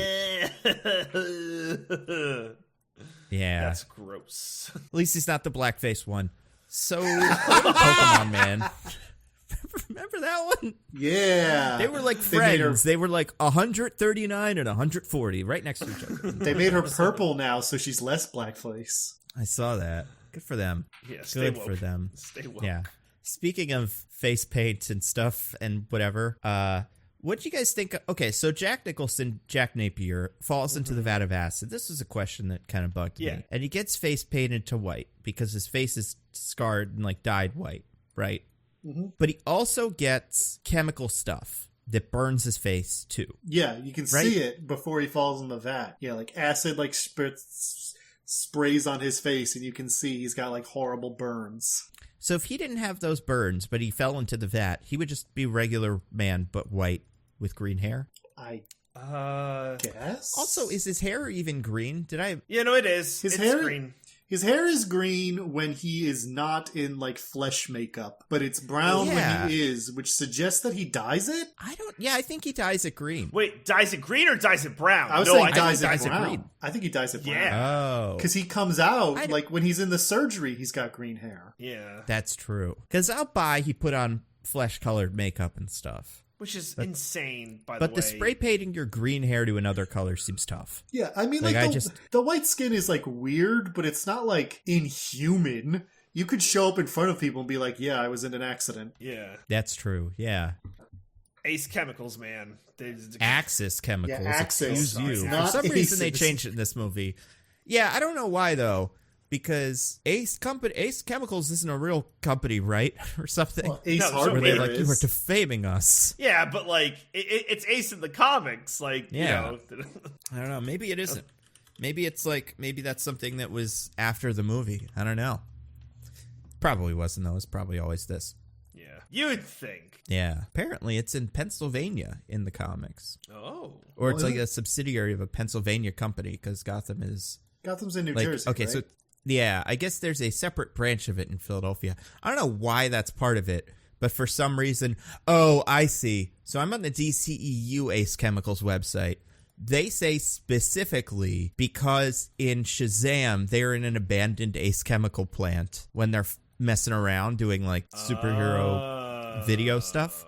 So they're like, well, it must be an Ace Chemical... You know, like an offshoot of Ace Chemicals. But that's I don't know. It seems like they've been around for a while. Yeah. I don't know. But yeah. Does he doesn't make it his hideout either, right? He lives in the penthouse. Yeah. He's like he just becomes a crime boss again, which like in terms of Joker takes, this is an interesting Joker take. It's like he was a mob boss before and he's a mob boss after, but he's a little quirkier. He does mime stuff now. But like, he kills his old boss, who was one of those mob bosses that only exist in comics, where it's like everyone knows they're a mob boss, and the DA can go do public press conferences where they go, "We're gonna go after that mob boss that everybody knows about," but they get to just live in polite society and like do business and everything, and because nobody can ever technically catch them in the crime, everyone's just fine with them. Yeah. I mean, yeah. That's how it works, Diggins. And the Joker is how it works in real life. His daughter? What's going on with that? I think that's his girlfriend. His daughter? Yeah. Is his girlfriend? Uh-oh. Yeah. She's two-timing him? Yeah. That's why he's so mad. That's not good. I get that now. So, But I just think it's like a very interesting take. Like we get to see right, like everyone talks about the Heath Ledger Joker, like, oh, that's like the crazy one. And there's like the Jared Leto Joker, which we want to throw into a garbage fire. Yeah. And you got the new, what's keeps weird? Crawling out of the flaming garbage can, no matter how many times we throw it back in. It's like, no, maybe more Jared Leto this time. Well, he's going to be way too busy with Morbius to, That's true. come back for any Joker roles. Even though I'm sure they're breaking down his door, begging him to come back. Oh yeah. So. I thought, by the way the timelines work, and maybe I'm off on this, but is it possible that, like, the Joaquin Phoenix Joker and this Joker, like, at least in terms of the timelines, are, like, the same guy? Oh, yeah. Based off, right? It could totally be the same guy. Like, if there was a Joker in 1989 doing Joker stuff, and that's, like, the premise for both of these movies, like, that fits. Like, Bruce Wayne is about the right age for flashback stuff to have happened. And then, I think it works. I'm sure there's lots of nerds that want those two characters to fight or something. But Jack Nicholson Joker is like 1 billion times more socially capable than Joaquin Phoenix Joker. Like, I can't imagine any scenario where that guy grows up into that guy. I would say that's fair. I could see the opposite, kind of. I could see a Joaquin Phoenix Joker having already existed in this universe and, like, kind of come and gone. And then Jack Nicholson shows up and gets white skin, and he's like, oh, this kind of matches that Joker guy. I'm a clown now. That makes sense. I could see that, Like, they're not the same person, but they were in the same universe and inspired by. It's the only way we get from, like, gangster to, like, rubber chickens and stuff. Because it's right? It doesn't, like, it's such a big leap from my skin is white to like, I'm going to get some chattery teeth and stuff. That's going to be my whole, every single bit of my outfit and everything is going to be some sort of gag. Yeah. But yeah. They really lean into that at the end. Like, and to your point, Nando, like, apropos of nothing. Like, I don't know how we get there. It's like, yep, he's a clown now. Yuck, yuck, yuck, yuck, yuck. I feel like that's part of the... That's part of the problem of giving the Joker an origin story. It's like, it feels impossible to have a regular human being who becomes this guy. Right, exactly. Yeah, it's tough. I buy the Joker as like a specific, like, I buy the Joker mostly as something like created to, and I guess this is what like the Dark Knight does, like something created explicitly to counter Batman, like. Not like that clowns are the opposite of bats, but like he's mean and I'm smiley. Like that's the only way Joker makes sense to me.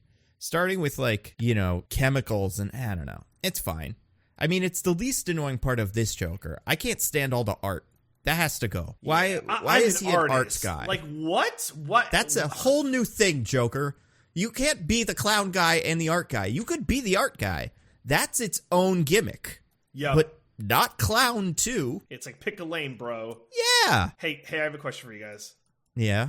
What'd you think of the Prince music? It's all really good. Prince is great. He should have been the Joker in this or something. The one in the museum where they're just like going ham in the museum. I'm like, how is this in this movie? Like we're like back then was like if you're not a 2-hour movie, you're not a serious movie. We gotta pad this runtime by putting this fucking nonsense museum scene in here. I hate that scene so much. As cool as the Prince song was, I thought that scene was terrible. In the I like the energy of it. Yeah, exactly. The execution is a little weird. It does just bug me that like the Joker is so art obsessed. But I mean, it doesn't bug me. It's fine, but it's weird. It's just like it feels like, and I may have even said this in the first time we did this, like kind of lazy shorthand for like he's a villain. Look at how crazy he is. He likes art and he doesn't like art, but you know, he's like a Hannibal Lecter kind of guy. And he's going to deface so much stuff. It's crazy. He's crazy, guys. And like the Joker would do that in theory, but I feel like his would be more clown specific, or like it wouldn't just be like spray painting the art. There would be something else after that, you know?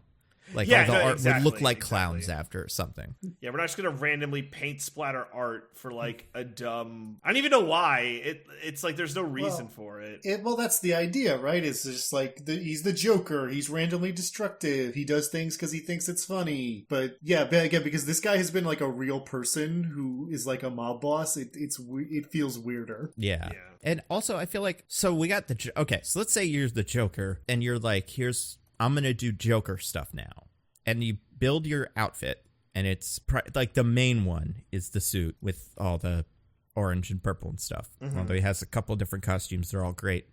His goons, what's their deal? They're just like followers, I guess?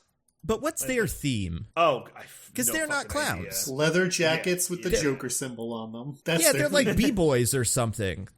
It's weird.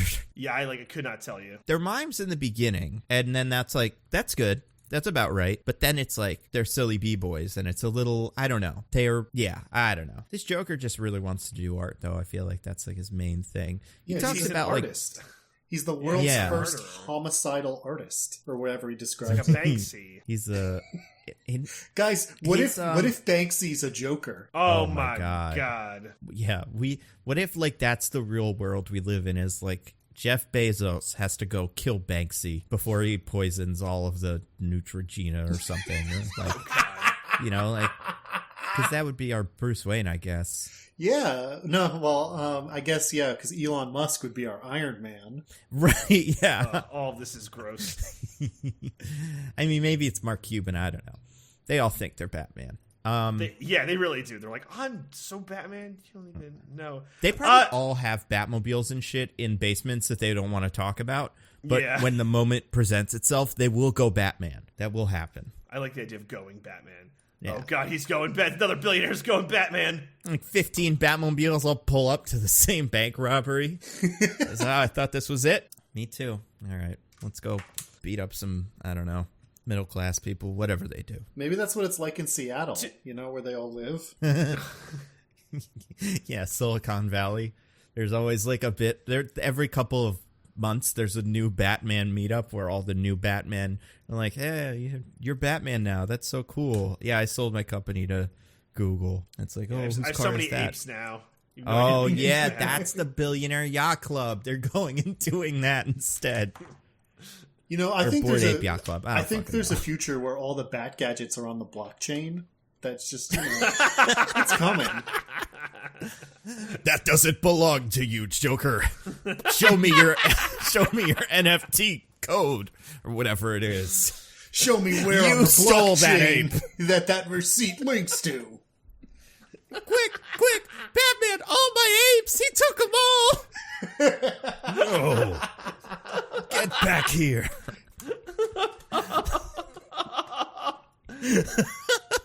I mean, I don't even know if any of Batman's villains would give a shit. Which of Batman's villains is most likely to be in on crypto? Is it the Riddler?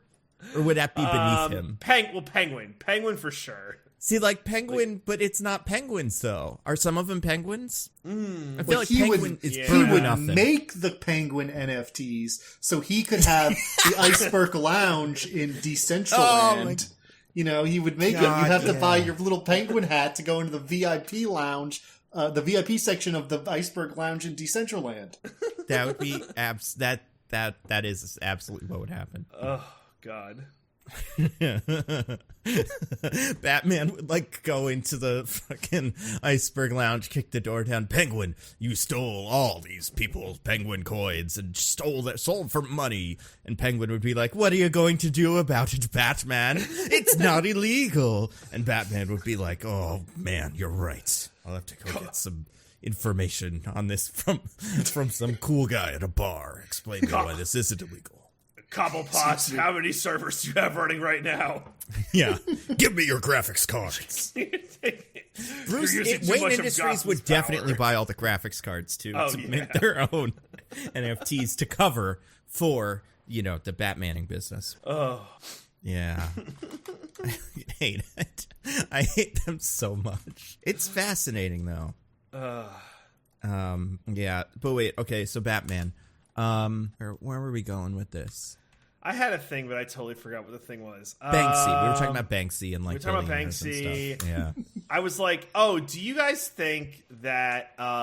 So if this is connected, like, will we get to see like Aaron Eckhart and Billy D. Williams, like, you know, make Four-Face or whatever? Like, it's really going to connect everything. Like, can we bring everyone back? Can we just go like full like callbacks? That would be great. I mean, That's Billy what D. I wanna Williams. You want Batman Far From Home? Yeah. Yes, I really do. That would be so funny if all the Batman showed up together and then just all complained about how much they don't like it. Like Ben Affleck's like, "I'll be here for exactly 1 minute to fight the Joker, and then I'm done. I swore I would never be Batman again because it's never very good." Although he's in the new one, so what do I know? And then Christian Bale and Ben Affleck look at all the other Batmen and be like, "Wait, you didn't like exercise for 18 hours a day every day for this? What the hell? That was an option?" Batman 89, you're just wearing like a plated chest thing that gives you fake abs. Lounging you're not in the most swole man turtlenecks ever. Yeah. Do you think they would compare notes on like how they kill people? Like Ben Affleck's like, "Yeah, I just like run him over with a tank," and this guy 89 is like, "Well, I punched the Joker because I wanted to kill him, but he does die, but it's like really convoluted. I don't get to do like." I mean, I basically killed him. Like, I did the thing that killed him. Because of what happened to my parents, I don't kill supervillains. I fucking destroy their goons. I will throw a goon off a ledge if it's in my way. I don't even give a shit. I'll blow them up. Blow up a factory full of goons. Yeah. I've killed, like, triple digits, maybe quadruple digits worth of people. There are definitely kids that are going to grow up, and I am going to be their Joker because their parents were goons. And I threw them into the sewer or something, or I don't know. What's the weirdest kill in this movie? It's probably the people that blow up in that warehouse. Yeah. I mean, the guy that he throws... I feel like the most intentional one is the one he throws off the bell tower. So, I cannot remember because Because for some crazy reason, the second one of these, Batman Returns, also has a circus theme because the Penguin is also circus related. But is this the one where he puts a bomb in someone's pants and like smiles and is like, ha, I don't ha, ha. remember that. Yeah, I don't remember this. That does not happen in this That's one. Returns? Okay, yeah. So I think that's maybe his most brutal kill because we flash back to him and there's a big old smile on his face. But yeah, I think, and I mean, even the Christian Bale Batman is he murders like everybody that's behind him in traffic. He drops like mines on the street and it's just like, come get me, cops. Oops, you all did backflips because I did mines. I didn't kill you though because that's my rule. Never kill. He would never do that. And then the new one, maybe he'll be consistent for once. Maybe Robert Pattinson will be like, what if you just don't kill any of them? That would be really interesting. I don't know, man. You see the way he beat up that one goon in that one trailer? I'm not sure this is a no-kill Batman. Beats him up. Beats him up. That guy's eating through a straw for the rest of his life. Well, that's not to say, I don't know. Batman would be very particular about that. There was we talked at length before the podcast started about how much I can't stand SNL these days. There's a very good SNL sketch back in the day. And by back in the day, maybe not even more than like 5 years ago. So it's not even that old. It just seems old because it's funny. But the idea is Bruce Wayne is holding like a fundraiser. Do either of you guys remember this? No. Nope.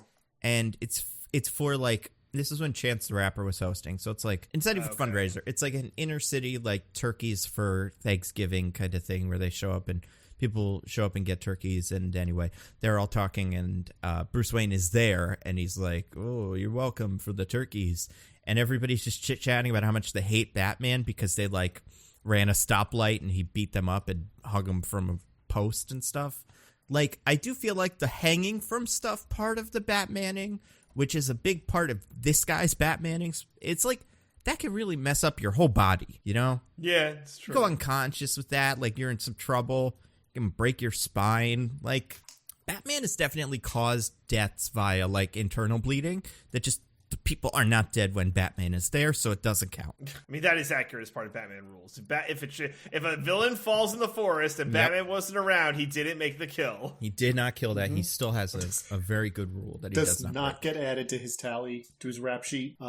Commissioner Gordon makes those guys go away, Makes those bodies disappear. Mm-hmm. Yeah, this movie, also, one of the things that bugged me about this movie, two guys that could be Commissioner Gordon seemed to see, and I kept forgetting who was who. Either of you guys have this problem? Yeah. Yes, because one's the mob boss guy and the other is actually Commissioner Gordon. Well, there's like the crooked cop on the mob's payroll. The crooked cop, my bad. Lieutenant something. He's not... I think it's Eckhart. Is it Eckhart? Yeah, you're right, it is. Because I feel like that guy's usually Bullock. That's your second... That's another Gotham detective to throw in there. But... Bullock... Yeah. Was Bullock made by the animated series, or did they just use him? I don't know. I know Bullock showed up in the cartoons, or in the cartoons. He also showed up in in most of the Batman stuff since then. Like, he was on that Gotham show. I think that's one of them. I know they had made up, the cartoon had made up Renee Montoya. No, he was made in the 70s in the comics. It makes sense. Like, if you're going to do cartoon, or if you're going to do comics about, the cops and they're going to be big parts of it, you probably have a couple names floating around. But that guy looks so much like the Commissioner Gordon of this universe. Very silly. But I guess this Commissioner Gordon kind of feels more like the Commissioner Gordon from the 66 show. But he's not Gordon. He's like Commissioner O'Malley or something. You know who I'm talking about? I think so. Is he the one who calls Batman, there's trouble in the blood. We need to get to the blah, blah, blah, blah, blah, blah. Well, he's that, but he's like stupid Irish. It's like, oh, Batman, you've got to come get the, Yeah. Like, that guy is part of the 66 show, I'm pretty sure. But like, he kind of looks like this Gordon looks, which I don't think is usually how that character's drawn in the comics. I think it's pretty, like, what you get in Dark Knight and like Batman Begins is about as close to a comics Gordon as we've gotten. Yeah, for sure. Now I want to check, though, because now maybe I'm going crazy. Batman 66 cop. See if this is a real guy. Chief O'Hara. Yeah, so that's a guy. All right, we have to talk about the most important part of this movie. Alexander Knox, played by Robert Wuhl himself. You guys, what do you think of whatever this guy's deal is? He sure exists. Yep. He sure... I concur. He wants to have sex with Vicki Vale. I was going to say, sure hits on his colleague a lot, even when she says no. Yep. It's all about that persistence, am I right? But God. Yeah, I mean, he's got that weird attitude that, like, because, okay, this is another thing we haven't really talked about. This movie takes place in 1989. However, it takes place in weird 50s 1989-verse, kind of. Yeah, you know? like the animated series. Yeah. So it's funny because, like, I would say Batman and Bruce Wayne in this movie has a relatively modern aesthetic and sensibility and everything like that. Alexander Knox specifically feels like he is right out of the Hudsucker Proxy. And, like, it's weird. You know? Like, he doesn't quite fit. Yeah, I get that. I love him in this, though. Well, he also, like, Yeah, doesn't do anything in this movie. Like, there's no reason for him to exist. I mean, what's Kim Basinger going to talk? No. He's going to talk. And she's going to stand there, okay?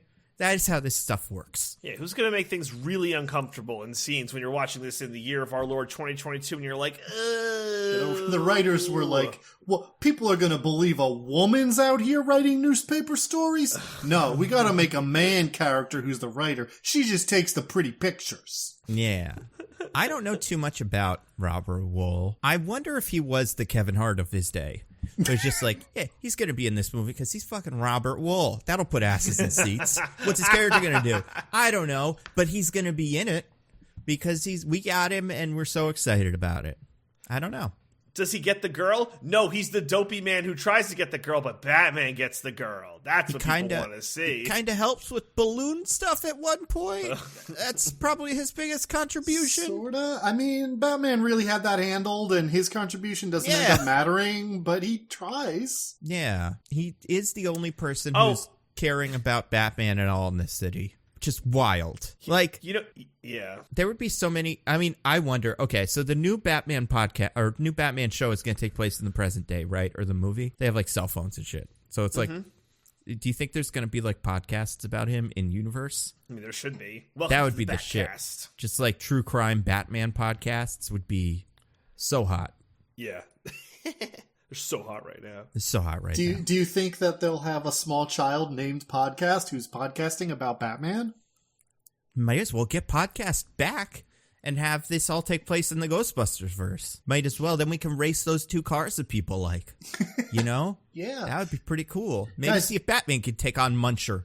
What if we procedurally generated Batman into any movie you wanted using our patented algorithm and all the that would be IPs we own? Yeah. He could be Harry Potter. He could be Batman. That one doesn't work. He could be Mr. Freeze. He could be some other thing. I really don't remember very much from that. He could be Granny in The Matrix. It'd be so cool. These movies are good. Do you guys know, speaking of Alexander Knox, he was in the Supergirl show? The character or the Robert Wool? No, Alexander Knox. So they did that one thing where they crossed over everything into everything and stuff. And like, it was mostly just all of those shows coming together. So like Black Lightning and Flash and some of the ones that didn't take place in the same universes doing their Crisis on Infinite Earths. But they also had like recordings of the other shows. And I think these were made, some of them at least, were made specifically for this. So like, they had like the Doom Patrol guys go like, what the fuck? And then like they turned red, which was kind of what was happening if your universe was getting destroyed, it turned red. And one of them was just him on like a street corner reading a newspaper about Batman. So like the Batman 89-verse also got, you know, sucked up into the multiverse in the CW universe. Interesting. Yeah, people were really excited for some reason, even though who gives a shit. But yeah, Alexander Knox. Nando, they got Robert Wool. I mean, he's such a huge star. Arliss himself, I think. The guy from Bull Durham. Robert Wool. I like Bull Durham. It's a good movie. He's probably, I don't remember what he is in it, though. He's probably great. He's the Bull. Oh, well then. Yeah. Very good. He got top billing on Bull Durham. Yeah. Is that what Bull Durham is? It's a cop movie. It's like a buddy cop movie between Bull and Durham. Yep, that's it. I like it. He was an angry customer in Good Burger. Oh, really? Yeah, apparently. I love Good Burger. Oh, shit. He was born in Union, New Jersey. Oh, can we get him on the show? Is he is he close? Everybody open your window and scream, Robert Wool! I mean, Diggins, you have to open the Burger King, like, sliding door thing that you use on the... To give people Burger King food and scream it. But the rest of us will just open windows. Robert Wool was himself on 5 episodes of American Dad. Holy shit. What was that arc? Guys, it's from 2015 to 2021. Was it like an annual Robert Wool-a-thon? I'm starting to wonder, how did they even get Robert Wool to be on Batman? He's clearly way bigger than this. He was his character Arliss on Monday Night WCW. He played Arliss in it. So they had a cameo of Arliss. The Arliss? And if you guys don't remember, Arliss is not spelled Arliss. It's spelled Arli $$. So if you're having trouble Googling it, that's why. But enough, whatever his name is, Robert Wool. Enough knocking around. Let's talk about Vicki Vale. What's her deal? We like her in this? She takes pictures. She was in Corto Maltese. Yeah, from Suicide Squad. Yeah, from Very Suicide good. Squad. She thinks Bruce Wayne is hot or rich. It's not clear exactly what she sees in him, considering the only good part of their date came from either her being drunk or talking to Alfred. Yeah. Yeah, they all got drunk with Alfred. It's a shame. That could have been a really funny threesome. Let's throw Alfred into this, Bruce. What do you think? What do you say? Then the Joker also decides that she's hot for some reason, and that becomes a big part of the movie. For some reason. When do they meet for the first time? I don't think they actually at the press conference meet.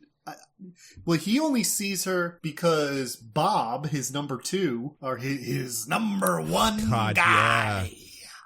Bob the Goon. He takes pictures at the event where Joker does his mind kills, and so he sees her in a picture. That's how he sees her for the first time, and then they meet at the museum when he tricks her. Yeah, I love how in movies like this, whenever there's a photographer, if they want us to take them seriously, it's like, nah, they did war photography, and we're like, oh man.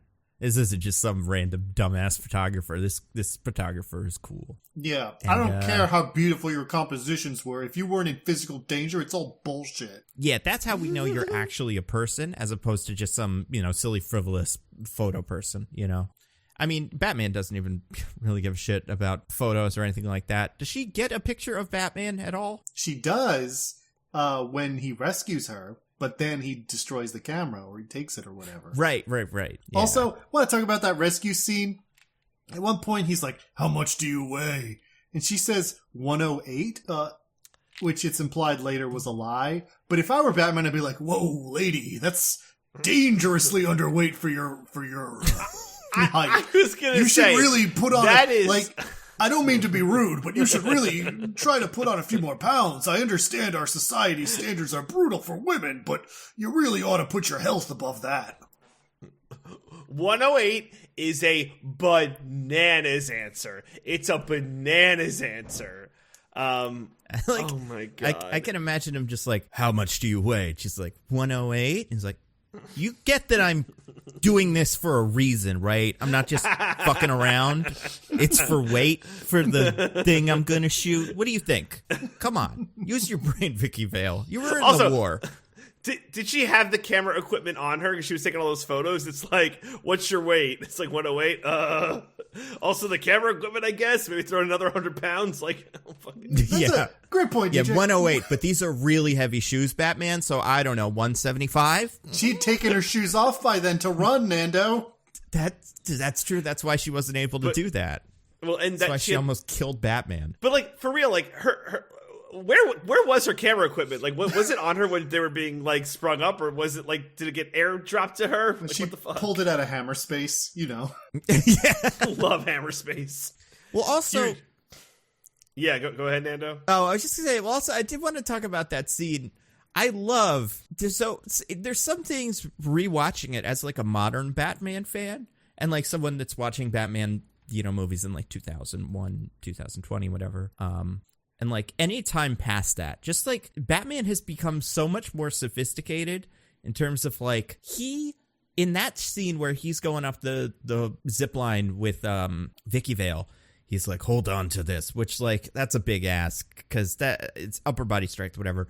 But she goes up the zip line and he disengages. But you're like, oh, what's he gonna do? Is he gonna like collide to safety? He just falls on some trash and like does a roll. Yeah, he's just getting battered around. This guy. It's a miracle he made it this long. Yeah, he kind of like beefs it getting down from there. Yeah. And also, instead of like doing cool running stuff to dodge bullets, he just lets people shoot him in the chest and hopes his armor holds out. Yeah, for real. I mean, and like Kevlar's not double use. Like you need like it's like, oh, I got shot. Fuck, I gotta replace this now. And we're gonna get into this with Pattinson. I'm sure it will come up. But like, if you're shooting at someone in the dark and they're all in dark except for their big white chin, that's probably what you're gonna end up shooting at. Like, it's the only thing you can really see. And that part is just there. So Batman's going to get his head blown off. I mean, we haven't talked about this. Guns do not hit people in this universe, regardless of what the computer system says. Because at that one point, it's really, oh my God. I'm going to skip forward to this because I don't care. We're going out of order anyway. Plus, it's been 2 hours. For a movie we already for a movie we already talked about. We're definitely only talking about this a little bit, really short, just quick breeze through 1989 Batman.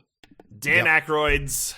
Oh, we'll get there. But, okay, so that the Joker does a fair, like he does a parade because the town won't do a parade, which is good for you, town. You know, they don't do a Jaws. They actually cancel it. Yep. The mayor really seemed like he was going to, but he backs off at the last minute. Yeah. And then he goes and makes his own parade. Batman steals all the balloons because the balloons are bad. Joker's just throwing money at people. I do think, I forget who says this, but there's a line in that bit where, it must be him, is saying like, look at Gotham's greed. You remember that? Yeah, that's Robert Wall. The famous Robert Wall. Yes, says that. That's right. That's why he's in here, to make that point. And I'm like, fuck you. These people are probably poor.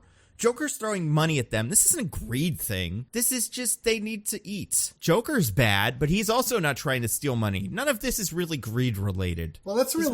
Maybe nobody takes his writing seriously. It's a real 80s, 90s analysis of crime, where you have very powerful people handing out things to that are bad, and generally being bad actors, and desperate people clinging for the scraps of those bad things that these bad people are doing, and you shake your head and being like, those people clinging for scraps are the real problem. Yeah. Oh man. So that whole happens. Sorry. Speaking of. I don't know if this is a nitpick or whatever, but at the very beginning of the movie, when those two guys mug the family and there's no Batman, but the one guy's going through the wallet, he's like, American Express, never leave home without it. Yeah. So was that SpawnCon?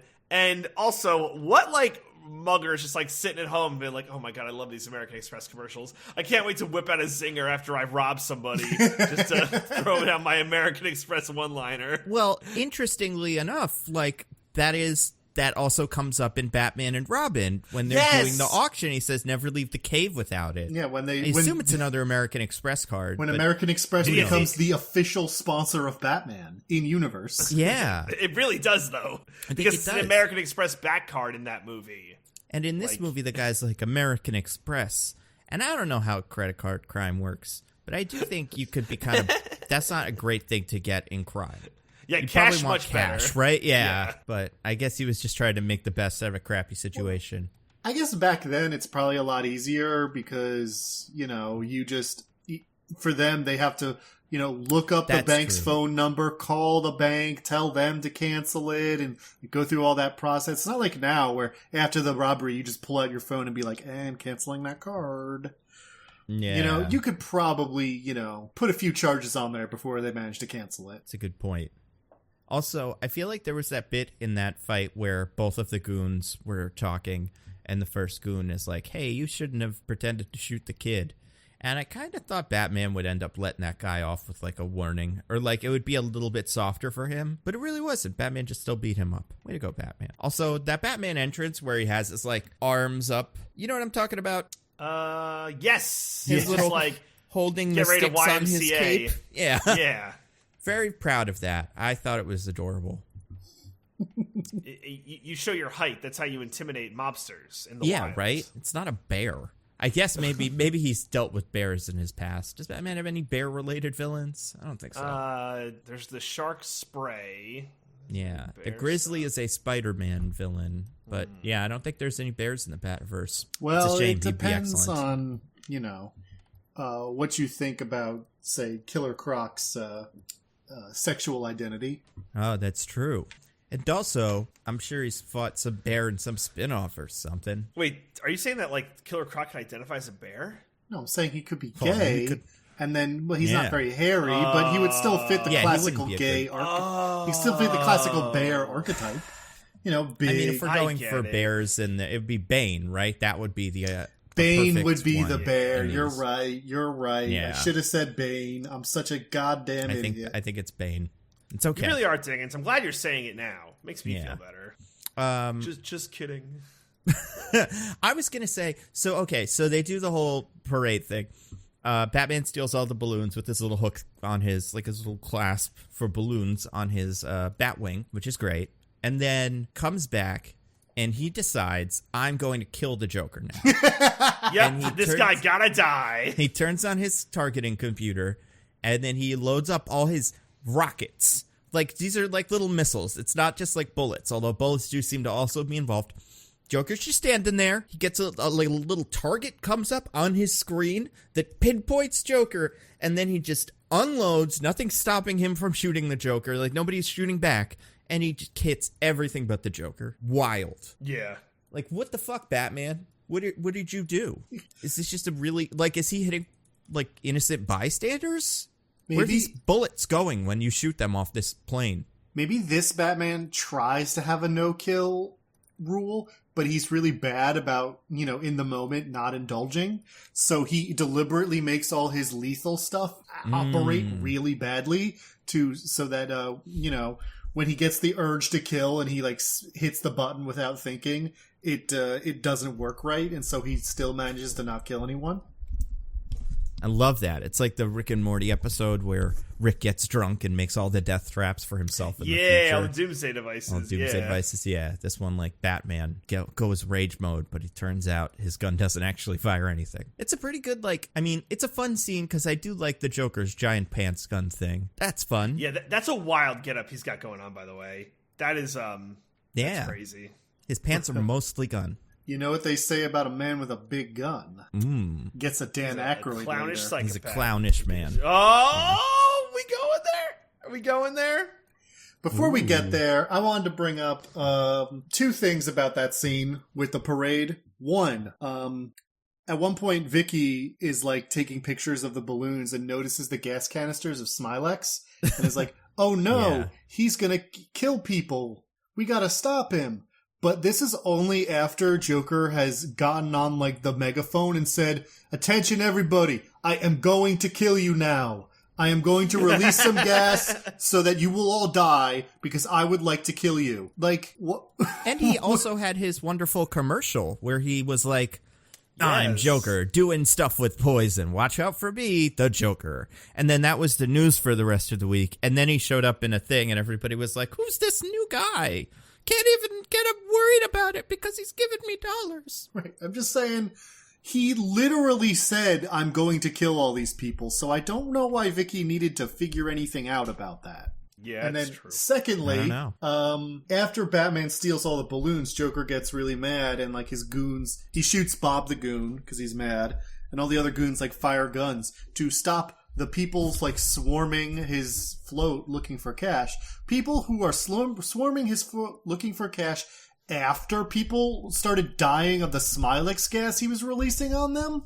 Like, That's true. Why hadn't they run away already? And if they hadn't run away, why aren't they dead? Well, Alexander Knox is able to just cover up his mouth with a shirt because he's done the research. He doesn't need no N95. Yeah, no and mask he's for this safe. guy. So He does I guess pull out a maybe mask other people eventually. did that too. Oh, does he? Yeah, remember he goes in the trunk of his car and he pulls out a mask. It's not an N95, but it is a mask. That's true. Why did he have one in his car?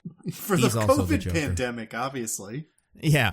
Oh, he was 30 years too early, but he knew. I liked Vicki Vale's mask. That would be The one the Joker gives her? Yeah, the like fancy one. That would be an amazing if someone looked like Kim Basinger, which then, you probably don't want to spend your time running around Comic-Con. That'd be a great Comic-Con costume. It's Vicki Vale with mask, and you just hold it over your mouth so you don't have to have a real mask. Yeah. And it's part of the costume. Yeah, that would be sick. But yeah, I don't know. That whole thing is very strange. That whole scene is weird. It's fun because that's where the Prince stuff happens. So it's like even better. Like there's a lot of Prince, but that's part of it. So yeah, it automatically makes it the best part of the movie. And I do like weird performing Joker. I don't really like artist Joker that much, but I like parade floats, and I love the commercial he makes. That's so funny. And like that's prime Joker. He's using cadavers. It's like out of this world. It's so weird. Like honestly, I mean, Heath Ledger, so great. That might be that one bit where he's doing the TV commercial might be the best Joker scene in any movie. It's like, what is this guy's deal? It's a more classic Joker. Like that's a more animated series Joker. I mean, a bit less dark, but it's kind of the idea, right? Yeah, and like comics, I just think part of what I always liked about the Joker is that he's able to pull off such nonsense, like, but kind of like the Saw. Kill it like the Jigsaw, where it's like, where did he get all this? It's like, the Joker could just throw together this like commercial, and not only is it part of his evil plan, but also he went to all the trouble to make the rest of these details of the commercial fit the aesthetic of, and then like that stuff's all just terrific. And I don't not like that Heath Ledger didn't have that because it's a different take, but I prefer my Jokers to be a little more extreme. Yeah, I get it. And that's why Jared Leto's the worst one. Is because he didn't have any of that, and he also wasn't a good actor in his Joker, so it was just like all the worst parts. But yeah, that's why Mark Hamill's so good, obviously. And like, Joaquin Phoenix is fine. All right, how we want to wrap this up before we get some mailbag? Well, the end of the movie, Batman Aykroyd. kills everybody and stuff. Yeah, and that. Dan Aykroyd. So what do you mean by that, Diggins? Explain it to viewers explain yourself. whose Joker, undisturbed minds have not heard us talk about this before. Joker kidnaps Vicki Vale and takes her to the top of a bell tower, and Batman chases her. Joker reveals his sick foot fetish by taking off her shoes and throwing them away. Actually, she spends a lot of this movie barefoot. Maybe Tim Burton's got something going on. I think it's more like a damsel in distress kind of deal. I don't know. I'm just saying. Although Sally in Nightmare Before Christmas doesn't wear shoes either. Oh, honestly, I could see this being Kim Basinger, just being like, I want to stand in heels all day. Can my character just not have shoes on? And she's like, is that okay? Could that be your thing? I never want my hair to make sense. Oh my gosh. I mean, yeah. The aesthetic of this movie in general is pretty weird. I like how crazy she looks. I do think these movies, the Schumacher / Burton Batman movies, like got they have very strange attitudes towards women. You don't say. Yeah, with really. it gets, but not in any specific way. Like it's just kind of all over the place because you get Catwoman in Returns, who's this very strange leather sexy thing, and then you go to Chase Meridian in Forever, who's pretty much just this again, like the character played by, what's her name? The one from all the movies where the husband is a murderer. What the heck? It's Aquaman's mom. The one from Nicole Kidman. Oh, okay. Yeah. I know that's something she's from, right? She was in that show where, like, somebody was, Hugh Grant was the real killer or something. I don't know. I just know that's something that my brain has associated her with. Anyway, so you got her, and then you do Poison Ivy in 4, and she's pretty much Catwoman again. So it's this weird, like, it's not like there's one kind of damsel in distress, although I guess there's like good girls and bad girls. It's the Madonna horror complex, Nando. It really is. And it's just very strange. Anyway, Yeah, Joker Anyway. takes her up to the top of the bell tower. Batman chases, has some fight with a bunch of Joker's goons while Joker is ballroom dancing with Vicki Vale for some reason. And then Vicki Vale notices that Batman's beating up all the goons, and so she says to herself, how do I distract Joker while Batman sneaks up on him? I know, give him a blowy. Now, is this a fake blowy, or you think she's like, a lady's gotta do what a lady's gotta do?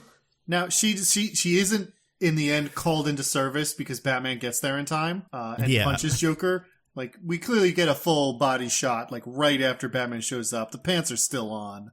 You know, nothing happened. But she's, like, kissing his arm and being like, Joker, you're so cool and smart and I love you. And then... Yeah, she's such a good artist. She's such a good artist. She, like, stands in front of him, and then, like, while we're shot full on, we are looking Joker right in the face. She slides down his body in the universal motion for this man's about to get his dick sucked. And he makes that face like, oh, wowie, zowie. Man. Yeah, Blowy, Boing. yeah. Now, here's the thing I don't understand about Joker, right? Joker is attracted to Kim Basinger, Vicki Vale. Yes. Right? Like, in fact, the girl he was with before already looked pretty much like Vicki Vale. And he burned up her face for fun, I guess. Or art or crazy. His, like, weird Joker shtick, yeah. Yeah, is he want to burn Vicki Vale's face? Or is he like, never mind, that was a mistake, I'm keeping this one? I don't know if he's thinking that far. That's true. Yeah, Also, the Joker his just lives in the cheat moment. on him or whatever. That's why he burned her face. He was cheating. She was cheating he was with the him. cheater. Oh, right. That's right. It seems like they just put the mask on her in that scene, and then we didn't really know what was going on. They do reveal that she has been burnt, and I was expecting much worse. Yeah, I was going to say, when they show it, it's like she's got kind of like a big burn on one of her cheeks, and it's like, I mean, that's not great, but it's fine. I mean, you still look very attractive. Like, Vicki Vale reacts a little bit too extreme. Yeah, she like jumps out of the chair like, oh my god, how hideous! I'm like, wow, very sensitive of you. Weren't you a war photographer? Yeah, come on. This never happened at war? Yeah. Yeah, that was weird. Also, but yeah, no blowy has to happen. No, yeah. No blowy, but we do get the face, so we know that. So now, if we're ever asked in the future, we can say we know what the Jack Nicholson Joker's O face looks like.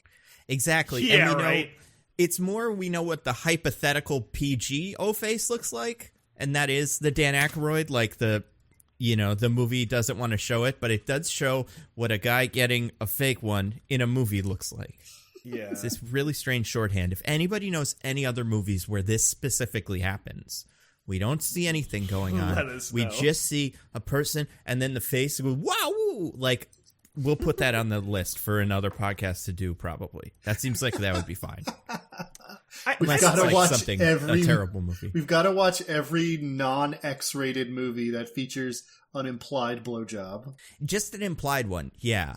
I have a question for you guys. Yeah? What's the audience for this movie? It's almost like a kid's movie, because like it doesn't have that tone, but like was it for just like fans of like Batman, like comic book nerds? Like who is this for? It's PG, right? So, Yeah. I know, but there's a lot of like kind of meant for kids. You son of a bitch. And I guess I would say there's two demos here we're trying to hit. 15 to 20-year-olds who think that Batman is cool, and like everybody in that range, like that usual demo. The other demo you're trying to hit is people around the same age as Michael Keaton who watched the show when they were 10 with Adam West. Like, I feel like that was why this worked so well, is because you had, like, young comic fans coming off of stuff like Watchmen and The Dark Knight Returns, but then you also had this slightly older crowd who grew up with the Adam West Batman, and, like, they were in a very good age to bring their kids to see this movie now. I'm pretty sure I saw this movie in a theater when I was, like, a baby or something. Really? Yeah. And, like, not because I think my parents were like, you'll love Batman, but I think it was just like, it's a movie that it's okay to take a kid to and not be like, this is going to ruin their whole brain. Like this is going to, they'll be afraid of bats forever. I'm not positive about that, but yeah, I think those were the demos that they were hitting. Cause Michael Keaton's such a weird choice for Bruce Wayne at that time. But I do think coming after, like coming off of Beetlejuice, it's pretty much the same audience for Beetlejuice, which is like adults mostly. Right. Yeah. But some kids. I feel like Beetlejuice has some like fun, like wacky stuff for kids, like antic stuff. Yeah. Like as a kid, I liked Beetlejuice, but like I didn't watch this movie when I was a kid, but I don't think I would like love this movie if I saw it when I was a kid. I mean, Beetlejuice, I feel like, has way more implied blowjobs than this movie. It's gotta, right? Yeah, but you don't get it when you're a kid, I feel like. It's true. Yeah, Kids I wonder just what don't I thought understand was going on. blowjobs. Yeah, like, oh, she's giving him a massage or like whatever, right? Because like you don't think about that when you're a kid. Yeah. I don't know, Diggins, what do you think was going on at this very moment? Yeah, when you were a child, what did your impressionable young brain think? I was trying really hard to figure out what it was rated. I think it was PG-13. Anyway. Oh, okay. I mean, as I said before, I was 30 years away from being born when this movie came out. Right. So I definitely never saw it in a theater or anything. I think I watched it as a kid, but I don't have a lot of memory of it.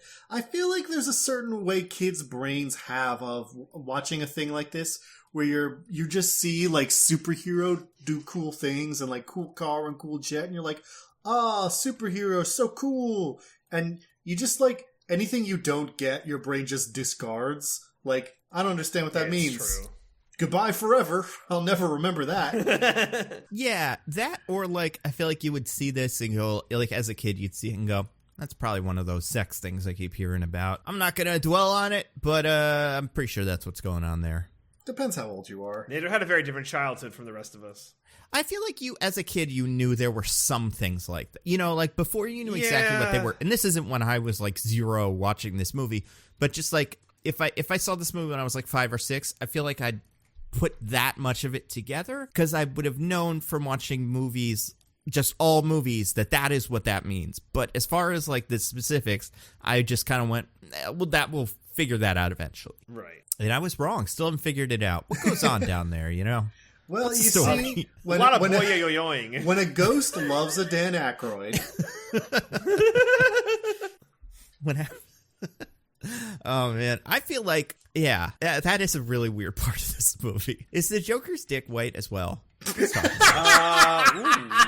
whole body get burned? Yes, 100%. Okay. He's got the clothes The on. real question, Nando, is when he's pretending to be regular human and does the flesh makeup, does he powder his dick? That's a good question, too. That's a good question. Damn it, Diggins. I feel like he would. Yeah, I think he would. Because you never know if you're going to go in the bedroom. Exactly. Yeah, maybe something will happen. You got to be ready. Yeah. If at that point, I'm like, Vicki Vale, you're a little curious, right? Can you just take the dick out real quick so Batman can see it, so we can all kind of know he's got a weird white chalky dick? You know? Like, really, you'd just be exposing a weak point for Batman. This would only help. That's true. I'm just thinking, like, we've never had that opportunity before to see a Bat villain's dick in the end fight scene, but this was the time we had a shot, and they didn't take it. I mean, I guess we could just ask Harley. It's true. Yeah. Or Punchline, his new girlfriend that is something, I don't know, from comics, I guess. But yeah, you guys, the end of this movie, he kills the Joker. That's pretty good. Love it. Mm-hmm. And there's this like weird like laughing after the Joker hits the pavement. By the way, body totally fine as he falls like 300 feet to his death. And there's just like just for what feels like 5 minutes. It does not end. And yeah, then it is a really long. And Commissioner Gordon pulls out the thing making the noise. It's wrapped up, and then he doesn't open it, and we never find out what it is. Nope. Yeah. I mean, presumably it's just some kind of voice box or something, but still. Yeah, you would assume it's going to explode, or I don't know. Right? Do like, Joker if I'm gas. going, I'm taking everyone with me. Yeah. Was there a part of you I don't know. that for a second was like, oh, this was a Joker robot and the real Joker's still out there? Life model decoy. Yeah. He's gone like the Doctor Doom route where just he has a lot of robots that all think they're the real Joker and don't even know they're fake. Mm-hmm. That would make sense. The only way to tell, check on their dicks, you know? If you went to all the trouble of making them real penises, then you know. That's the Joker. God. Gross. I like the bit where he's like, he wouldn't punch a guy with glasses. That's pretty. That was a fun bit. Yeah. I must admit. That was funny. You must admit, it was a fun bit, you know? I must admit. If the bit was... I can't get there. You must admit something. If the bit was good, you must... never mind. This isn't worth it. If the bit was fun, in your you must universe, not OJ shun. went to jail. Yeah. He didn't get away with it. If the bit was it, you must admit. Very good. Yeah. Batman. I do think it's really weird that the next one of these is Penguin, and he's also in the circus. And we get more clowns. Like, his whole opening fight scene in that movie is just like a circus takes over like Christopher Walken's like speech or something, and then the penguin shows up. I feel like as a child you'd be like, is this guy mostly circus based crime? Is that what Batman deals with? Is the next one gonna be like a lion tamer or something? And then it's like, no, but he goes to a circus to get his little boy in the third one. So the circus is most of Batman's deal. I mean, given what he does, it's not crazy. It's like he's a great acrobat or whatever. It's like, of course he can do circus. Do you circus feel like so fucking well? If they made a Batman, like in The Batman, if he got a Robin in like a present day, do you think it would still be a circus? Does it even happen enough to, or is it like Cirque du Soleil? That's a good question.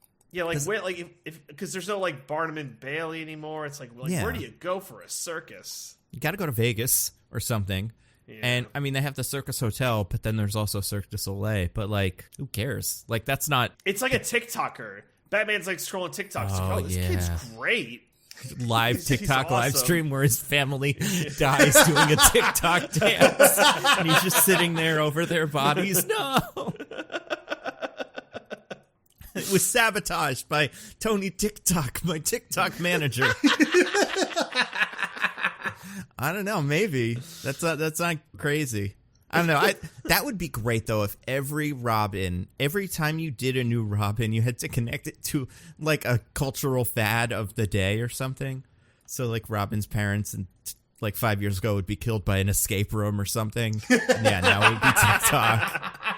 Just because it never has to be the next. It can't be the same thing in the future because it will be stupid like circuses are now. I love the idea of Robin being like Damn Daniel or some meme that goes around. Yeah, Bad Luck Dick or something. Just like overly attached sidekick. TikTok. Yeah. Oh my god. Yeah, and then the other ones, all the other Robins would be like, I don't know too much about TikTok, but I know you can like have your face and then take somebody else's TikTok and like sing over it or whatever. They would all be like some kids, you know, talking about the Nightwing one, and then they'd be like, that kid's like Batman's sidekick, and then Batman would DM them. I hate TikTok. I think it's bad. I really do. Well, listen, that would be very realistic to many social media platforms where you have an older man, you know, DMing young children to try and convince them to join him on special adventures where they wear costumes. Yeah, I see you like my TikTok. This is get on the Batman Express. It's a plane that I have. Takes you to my secret Batman Island. Oh my god. This movie was fun. I like this movie. Yeah, it's a pretty good movie. Yeah, it's not bad. Costume's cool. It's got a very distinctive look to it, which I appreciate. Yeah. I like that the neck can't move, too. We haven't talked about that, but there's a couple bits where he has to look up and he like throws his head up like a baby. Awesome. That does happen. I mean, it's like a rubber suit molded to his body. It's not like a thing a person could actually wear. But if I'm remembering correctly, I'm pretty sure this one had like Nike shoes. Have you ever seen these? No. I like vaguely know what this is you're talking about. Yeah, they were. I'm gonna put the picture in our group chat. But when they made the original bat suit, they used regular like Air Jordans, I think. Could have been Air Jordans. I don't think they existed yet. Oh yeah, you're right. Trying to find this. It would have been some kind of Nikes, yeah, but whatever. I don't know what the big Nikes were in like 1989.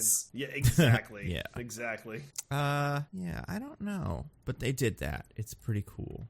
I don't know which one. Oh, they're modified Nike Airs. So okay, that's right. They were just called Airs. Yeah, I have the picture here. Before Michael Jordan was like, "No, my name. It's my name now. My name." So that's kind of cool. Yeah. And it makes sense. What are you going to do? Reinvent the shoe for this thing that you never really see in the movie? Whatever. But, yeah, cool movie. Cool movie indeed. you guys. Yeah. You want to get to some questions? Mailbag? Yeah. Mailbag. All right, whoa. let's do it. We got some mailbag. We do have some mailbag. Do you guys have it? Does anyone have it open? I have some mailbags, yeah. I have terrific. the one question that was sent to me open. Yeah, I have a few from our account that were DM'd. I have some that was sent to me. Yeah, I have enough to make this somewhat of a mailbag. Nando, did you get any sent to you? Maybe, but also, I haven't seen them. I feel like some probably did come to me. I'll, scroll and see if I can find them. Yeah, it's all good. I have a lot of, messages that get kind of thrown into this one big bin of request messages. Anyway, let's see. What are some of them? All right, let me go first. I have one here from Josh Sibbles at the Sibbles. What is your favorite holiday, and what would be your last meal? I really thought those questions would be related, but I was very wrong. Nope. I enjoy Halloween probably the most. I think it's fun. It's right before it gets too cold to be good, in the Northeast at least. And I don't know, I like dressing up. It's fun. I will say, my one, I don't want to say controversial, because I don't even think it's that controversial, but I think Thanksgiving is better than Christmas, and it's just a better holiday. Jesus hater over here. Yep, nice. No Jesus. Yes, there's all the weird colonialism, but at least the message of it is kind of like, be nice. But then, it's always on the same day. It's always on a Thursday. That's terrific. The food is better. Christmas food is just fine. People have different Christmas traditions. But there's football, there's no gift giving. It's just like everyone come chill out and, hang out and eat some turkey. I think Thanksgiving's way better. And then my other problem is Christmas cannibalizes New Year's. I think this has always been true, but I've noticed it more recently. Where it's like, if it were just Thanksgiving and then you had a month and then it was New Year's would be kind of cool. It'd probably be a big thing. But it's always like, well, we just did Christmas. Do we really want to go out for New Year's? I feel like, yeah. And Christmas and New Year's are both the see your whole family holidays. Why are they within a month of each other? It's stupid. Oh, wow. Okay. I hate it. So, yeah, Halloween is my answer. What about you guys? Do you want to save your last meal answer? Oh, yeah, I can't even imagine what it would be. Sushi. I like sushi a lot. Probably that. Okay. All right. Diggins, what about you? Favorite holiday, and what would your last meal be? Well, I also like Halloween a lot, but I was going to give a different answer, but then Nando gave multiple answers and stopped me from being able to say Thanksgiving, too. So now I gotta scramble and say, my favorite holiday is Martin Luther King Jr. Day, because I get off from work or school or whatever. And it's nice to have that random 3-day weekend. Don't you just love it, folks? Everyone loves a 3-day weekend. And also, the civil rights and whatever. I was going to say, was mine really racist? I was like, Halloween, because it's silly and funny. You get to dress up like Superman. And Diggins was like, I prefer the one to honor a very important leader in our nation's history. DJ, think long and hard before you do yours. You gotta come up with an equally important one. But Diggins, wait, what is your last meal? My last what's your last meal, Diggins? Would be, I forget the precise name of it, but it would be the duck in a sweet wine sauce I had when I was in Florence, which is the single best meal I've ever had in my life. Oh, that's great. Interesting. That's awesome, dude. That's cool. Nice. I was literally I took a bite of it and I full on Anton Ego at the end of Ratatouille, just making faces oh my god, oh. The waiter came by and I was like, my compliments to the chef. The first time I've ever said that sentence out loud and meant it. My goodness. That's great. What about you, DJ? What's your favorite holiday? So Christmas is actually my favorite holiday. I love Christmas. I am more of a winter guy in general, so maybe that's why I like Christmas. I don't mind seeing the family again. I'm not trying to make shit up. I genuinely love gift giving. I just because I like figuring people out, figuring out what a good gift is. I really enjoy that aspect of it. There's I don't know. I know Thanksgiving has all this stuff food and stuff, whatever. I don't know. I really like Christmas. I like going to church with my family. I don't know. So yeah, I'm just a big Christmas guy. I like the color scheme. So go Christmas. I know it's a very basic answer, but it's my answer. God damn it. It's the one we just got out of, so that makes sense because DJ is prisoner of the moment. Right. So also, it should be Martin Luther King Day, to be honest. But also DJ just likes Christmas more than civil rights. Unlike Nando, accepts Christ into his heart, our Lord and Savior, the The true son of God is, just very dear and dear to DJ's heart because he is among the chosen and will be saved when the end of days come, unlike Nando. You're goddamn right. We're not. You know what I always say? There's only one thing churches are for. It's hitting goons in the head with the bell and throwing them down the whole thing, and then they die in the church. That's what I say. I mean, we never talk about religion on this podcast, obviously, but I don't think any of those things. So, wait, let me be clear. I don't think the radical things that Diggins said about, I don't know. You just did, folks. DJ thinks it's radical to accept Christ into your heart. Wow, this is officially an anti-Christian podcast. All right, we're done here. Last meal would be like a surf and turf, like a flaming yam with lobster, and for dessert, baked Alaska. I fucking love baked Alaska. It's my favorite fucking thing. It's so hard to make. It's an entire state. Like, how do you even get it in the oven? Yeah, you gotta bake. Well, global warming's helping with the baking part, so like that's good. But that's true. Plus, honestly, I don't think I've even ever had it. What is it? They did pass legal weed recently, so I guess it is a lot easier for that reason too. So I'm gonna fuck this up, but like baked Alaska, it's like a cake, but then they like melt like chocolate over it, or like I forget exactly how they do it. They light it on fire. They light the dessert on fire, which is cool. But yeah, it's like cake with ice cream, and they melt like this marshmallow stuff on it. It's so fucking good. It's so good. I haven't had it in forever. I love baked Alaska. I love baked Alaska. All right. Do you want me to fire off another question? Yeah. All right. Well, this one, this was like a more involved question, but it's from Roger. So I'm just going to throw this out now. This is like a group question, kind of. But so the question is, a question for the group to answer is how you all met. Seems like college, and maybe some brief history on how Mostly Nitpicking came to be. I know there was Matt Brackett's house before, but I wasn't on the train then. Till it was the Mostly Nitpicking pivot. So kind of how did we meet and how did we get here kind of question for all of us. DJ, you want to take this one? So I'll start. So yeah. I'm going to start a bit in the middle. The only one who remembers how we actually met. No, I wasn't going to say that. I was going to start in the middle. So because I kind of remember how we met, but I want to leave that on one of you guys. So the podcast part, I have a very distinct memory. I think it was 2013. And Nando and I lived we lived in Hoboken at the time. And we had just got from a bar, and Nando like threw out there, it's like, yo, I think this podcast thing could be like really big. And Nando, you had no idea how right you were. Like, if you could have bought stock on just like podcasts being big, you'd be like, you'd have so many NFTs right You'd have that. You have no idea how many apes that I've said this about. I said that same day. I was like, by the way, I think apes and hats are going to be really big. And you all said no. Fools. So you were like, why don't we just like start a podcast? And we were like, yeah, fuck it. So like we looked into it. We did like a test episode that I don't even think I still have it, but we did an episode that like never made it to air. It was just trying to figure out like how it would work. But we're like, oh, what, like brackets are big, because I think we started it like in around March, and we're like, what if we did brackets of different nerd topics? And like all of our friends were into it because we were like really close to our college group at the time. We were all living together, and it just kind of stuck. So I've got one detail there. Yeah. I remember this too. We were I want to say we got dinner at a place. I want to say it was like the fancy pizza place that we never went to in Hoboken. Okay. That we went there once. And I feel like we had like a dinner and we were talking about that Star Wars bracket that they made. Oh, and that's we were like, right. They fucked it up. It's bad. They did a bad job. No, it's not that one. It's one called like...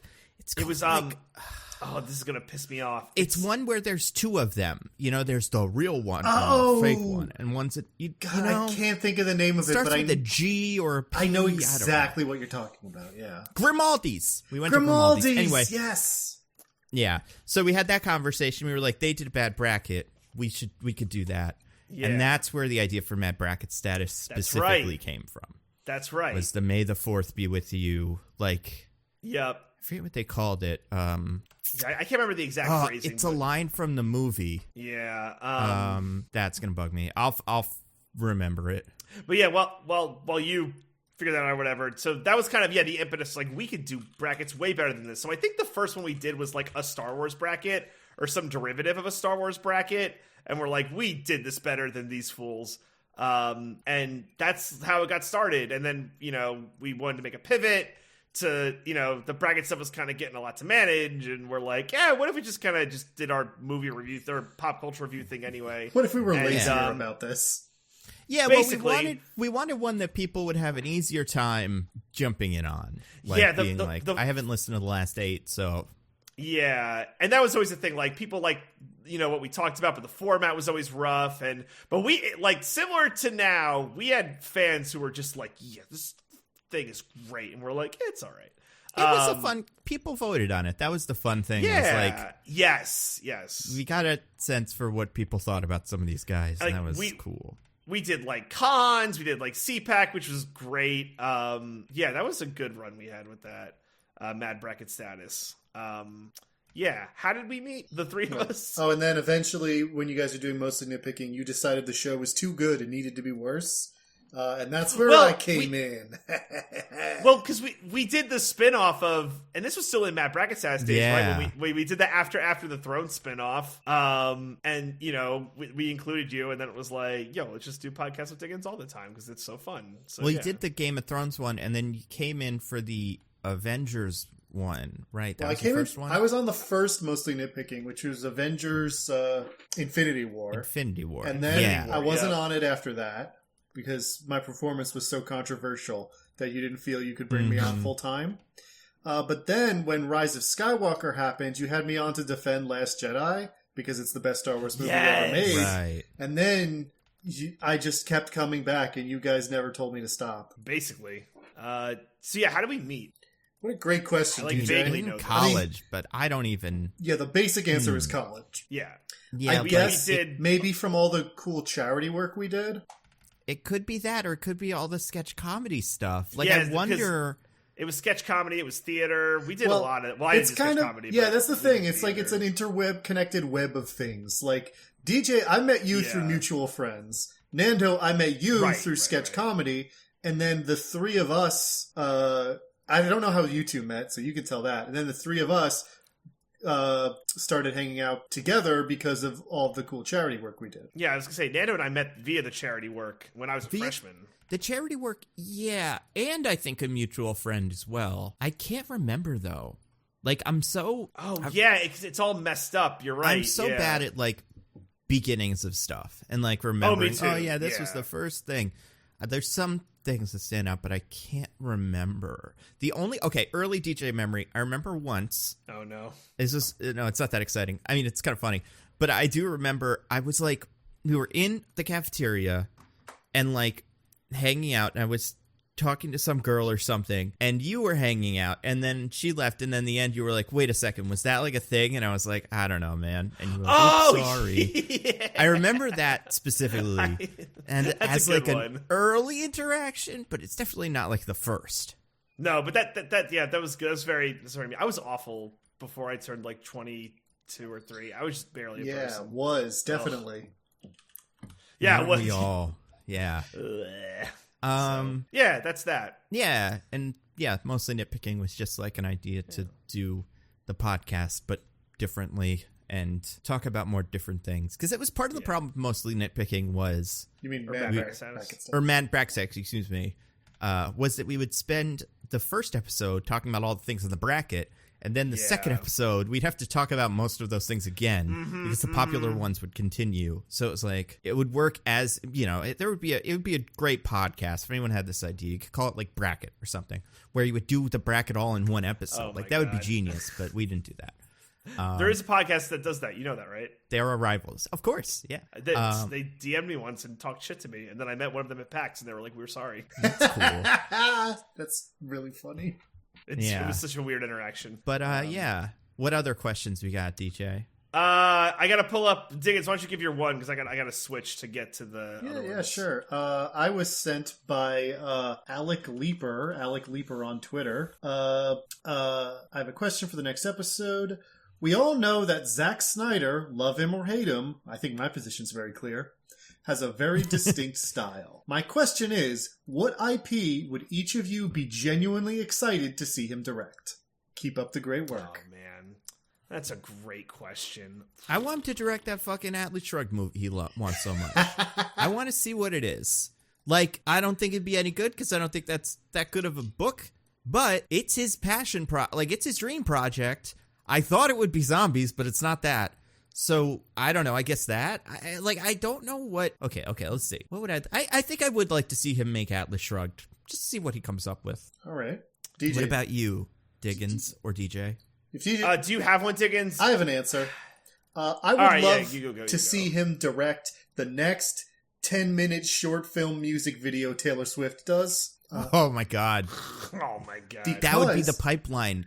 Yeah. He used to do music videos. That's how he came up. And I've said this before. He should have stayed there because music videos involve having a keen visual eye and like making things pop and splash and like look cool. But you know what you don't have to worry about? Stories. You know what he's really bad at? Stories. So I say Taylor Swift because that's the last like music video thing I can remember happening. Music videos aren't so big anymore. We're well past the MTV generation, am I right, fellas? But Taylor Swift still does these big splashy drops every once in a while. So imagine if the next time she lets us know how inconsiderate Jake Gyllenhaal is, that it's accompanied by like big boob ladies shooting guns and blood splatter spelling out like Taylor Swift's name or something. Love that. What about you, DJ? I have like a weird... Okay, so, I think to Diggins' point, Zack Snyder just wants to do like a slobber knocker kind of deal. Like he just wants like a 300 deal, whatever. So maybe give him like a Mortal Kombat or a Battle Royale or just something where it's just a lot of punching and like, abs, big boobed ladies. Holy shit. Yeah, give him something like that. What if he's making a Duke Nukem movie starring The Rock? What if that's what we're getting? Holy fucking shit. He'd excel. That'd be amazing. Yeah. Oh my God, make this happen now. It would be terrible, but I would see it. Hell yeah. No, I would. I also think it would be bad, but I would love it. Like, that's the thing with Zack Snyder. Unless it's way too long, like certain movies, I always have been... His movies are always kind of interesting, sometimes. So like, I had an idea for one that I'd like to see him try, but I can't remember. Oh, I'd like to see him like just make like I know they'll do this eventually, speaking of video games, like a David Cage game, like Heavy Rain or something. I think Zack Snyder is the only person that can bring that to life. So I want to see that. It's not really a genre besides like poorly written French movies, or video game movies, but that. A David Cage story might be the only thing that could be elevated by Zack Snyder's craft. It's a match made in heaven. That's great. Yeah, interesting. What else we got? Okay. Who do we think will be picked to direct the MCU X-Men movies? Oh, I saw this one. That's from about this. at Ghost Chunks. DJ, have any ideas? Dude, I've like talked about how I don't know directors, but I'm gonna go and say Brad Bird. Brad Bird for the MCU X-Men movies. Let's go, baby. That'd work. I think he can actually do a pretty good job. I think that's in his lane. So yeah, that'd be my guess, Brad Bird, or not like guess, but who I'd fan cast. Yeah, it's a tough one because like, are we talking about just like an X-Men movie, like one X-Men movie? I think it's in the Russo vein of like, can we give this to like, a director to like kind of carry this with a vision, right? Like that would be my guess, but it could just be like a one-off, like I don't know, who's the director who did a one and done with the MCU? I mean, many of them. Like Kenneth Branagh. Sure. Yeah. I'm wondering, like, is this the X-Men movie? Like, would it be... I guess my question about the MCU X-Men is, like, will it be one movie? Will it be a bunch of movies? Will there be, like, the one that's, like, X-Men at school being silly? Yeah. And that's what we're talking about here? Because then it's Zack Snyder for sure. No, but wouldn't that be amazing? He would have such a hard time understanding the core concepts around the X-Men. Right. Like, it would not work. Oh my God, never has there... I mean, he could make like a Magneto movie or something. I mean, I still don't think it would be great, but I definitely don't think an X-Men movie would work. You know what? I would watch the Zack Snyder Magneto movie that's just Magneto hunting Nazis in Brazil. Yeah, right? That weirdly might work. Yeah. It was part of the plan originally, and then it got mushed into First Class. It's a bummer. Not First Class, the one after that, right? Oh, First Class. No, you're right. It's the one with because it was going to be X3, X-Men Origins Wolverine, X-Men Origins Magneto, X-Men First Class, and then they can't because the X-Men Origins brand was severely tainted forever. They could never recover. Yeah. I'm trying to think of who I would trust, because I would want my X-Men to be relatively child-friendly. I'm not saying, like, who I would trust around children, although also a concern with X-Men directors. Exactly, yeah. And Marvel directors sometimes, you never know. Although I don't think we're getting him back. But, like, who would be... God... Like, it's so hard. The problem is they don't, make a lot of, kids' movies anymore, because that's what superhero movies are. You know who I'd take? And they'd never do it, but they could do it. But, I don't know what their sensibilities are outside of the couple of movies that I already like them for. But, what about Paul King, Paddington Zone, and Wonka? Ooh. Baby Wonka, Sexy Wonka. I feel like he gets kids and CGI bear people. I don't know. It's crazy though, honestly, because if Joss Whedon wasn't such a fuck up, he would be the perfect person to direct an X-Men movie because he wrote a lot of X-Men comics. That's a good point. It would be the obvious, no one would even question it. Oh, is there but then he's terrible, so now he can't. Is there some reason why we wouldn't hire Joss Whedon anymore, Nando?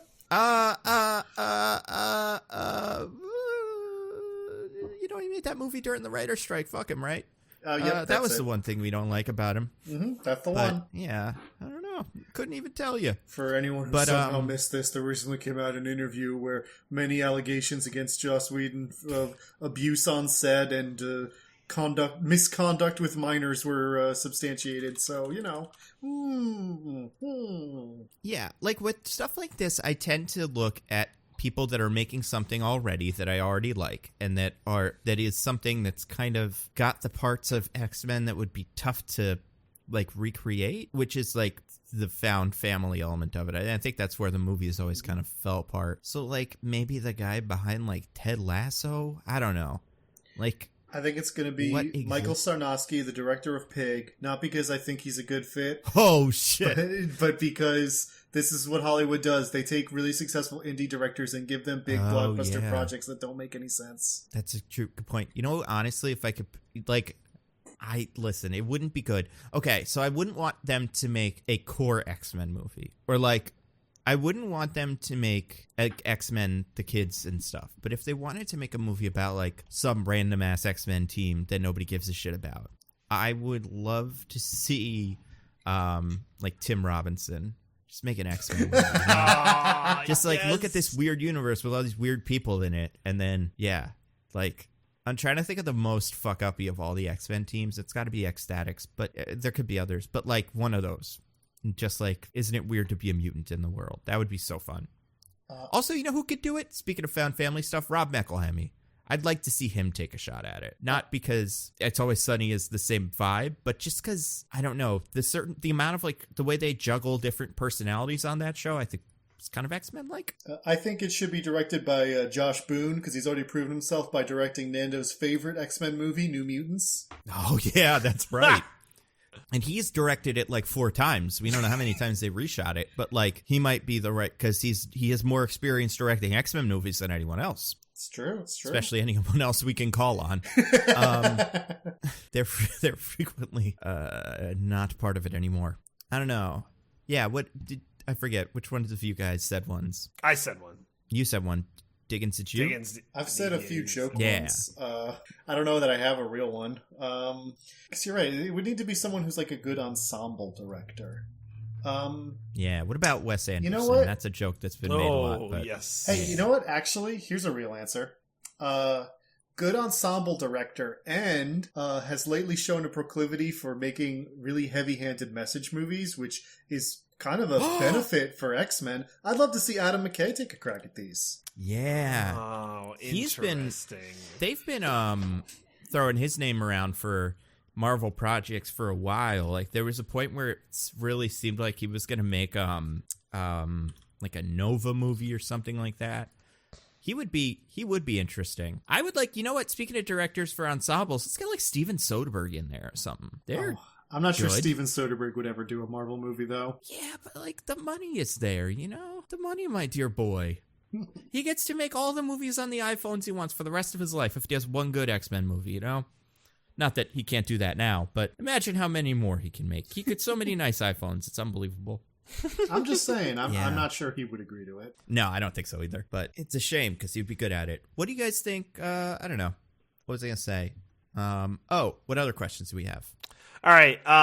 This question is actually for the Merovingian. This is from @Joju997. He would like to ask the Merovingian what were his top 3 movies reviewed by the podcast last year. Yes, of course. I was waiting to see when somebody would want to hear from the true best host of the podcast, the Merovingian. Oh my God, he's back. Yes, it is I. By request. I've been waiting. I did perk up a little bit when you were talking about the Dan Aykroyd, but I decided to I was going to say, where were you? Oh my God. Listen, the Merovingian knows to wait until he is called a pawn. It is part of being a sub. Oh no. Anyway, let me take a quick look through this list, because I have not listened to all of this podcast. Who has the time? You will do like 4-hour-long episodes. It's nowhere near enough time in this day for me to listen to every single one. I mean, it just has to be all the ones with the sex stuff, right? And how many of those? Eternals, that had sex in it, technically. Ghostbusters, if you can call that sex, it is chaste hugging from the waist up. It's nothing to me. What about Red Notice? That was a very sexy movie. I do not believe that The Rock even knows what a penis is. Doesn't even know, huh? He's like, what the fuck is this thing? How about Dune? You might like Dune. There's a lot of butt in Dune. Not a lot, but some. And the worms. The worms are suggestive. The worms are. They are not nothing. Let me see here. The favorite movies of the Merovingian, of course, would be King Kong 2005 for the tantalizing hinting of a non-natural relationship between man and beast. That's a good one. Which these other Kong movies have sadly lacked ever since then. They dropped the whole human fucking Kong angle, and I think it is a disgrace. That is true. You could just kind of project it onto some characters and be like, that guy probably wants to fuck King Kong, you know? It's a headcanon kind of thing. Indeed. I enjoyed Space Jam: A New Legacy for the way that WB was fucking every single one of its IPs. You liked all those lines where the characters gave King James a verbal fellatio every time they were like, King James, the best basketball player that ever lived. Exactly. It is exactly so lucky as it's to have exactly a Space Jam with you. The kind of way I told my servants to treat me when I was still rich enough to have servants and I wasn't living as a Jumanji man. How about I was thinking you might like Spice World. Oh yes, that was my third one. European. It's Spice World. Oh, okay. So very good. Yeah. Nice. I just think it is a good movie. All right. It's fun. Yeah, you know, it is, what is his name? Alan Cumming is a generational talent, if you ask me. Oh my gosh, yeah, he's so fun in that, except for he's not really in it as much. Richard E. Grant, absolutely terrific in that movie. Oh, Richard E. Grant, yes, what an inspiration that man is. I thought about that today when I don't know why, that was in my brain, when he has the rope. It's so good. Movie rules. Yes, when he is about to commit autoerotic asphyxiation out of rage at the Spice Girls. Oh no, Merovingian, I don't want to ruin the movie for you, but that's actually not what it was. What else do you use a noose for? I do not understand. Never mind. You know what? That might have been. You know what? Maybe that is what it was. He just said he was going to end his career or something. That could go either way. Well, yes, I would imagine if his assistant leaked the photos of his autoerotic asphyxiation online, his career would be over. Yeah. Do you have any movies you're looking forward to, Merv, for 2022? For 2022, I'm looking very much forward to that Mission Impossible movie. I hear it is going to be incredible. Oh, Merv, I got bad news, Merv. I got bad news. I don't. What is the matter? I don't Oh, understand. Merv. It might not be coming out this year. What? Impossible! It must be coming out. It is supposed to be the hit of the summer.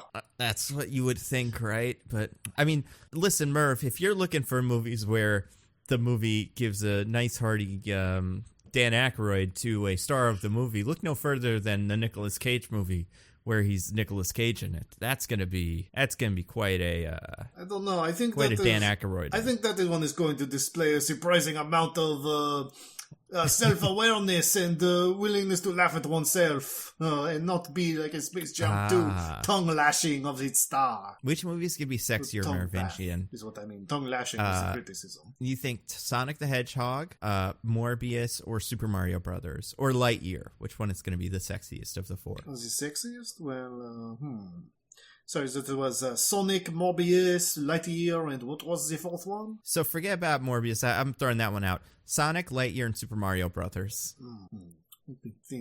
Sexy Chris Pratt, sexy Chris Evans, or sexy Sonic the Hedgehog. Or sexy Knuckles. It can't be the Sonic one because I cannot even see their genitalia and they are butt naked. So, there's nothing for me. As for the other ones, you know, losing the Italian accent, I think, is very offensive to me. You know, you are removing such a language that is so beautiful, so close to the best language of all, French. So I think out of moral obligation, I am going to have to pick the Lightyear movie. I mean, have you seen the size of that man's chin? It is... oh my god, you know what they say. You know what they say about a man with a big chin. Yeah. Oh. Good stuff, Merv. Well, thanks for coming on, Merv. We appreciate it. Of course, I'm always here waiting and watching. Very good. Cool. Any other questions, DJ? Yeah, I got two more questions. So this one is for Diggins. This is from @SnarfSnorfson. Is Diggins an active Tumblr user, or is that just the vibe because he's the most in touch with the youths out of all of us?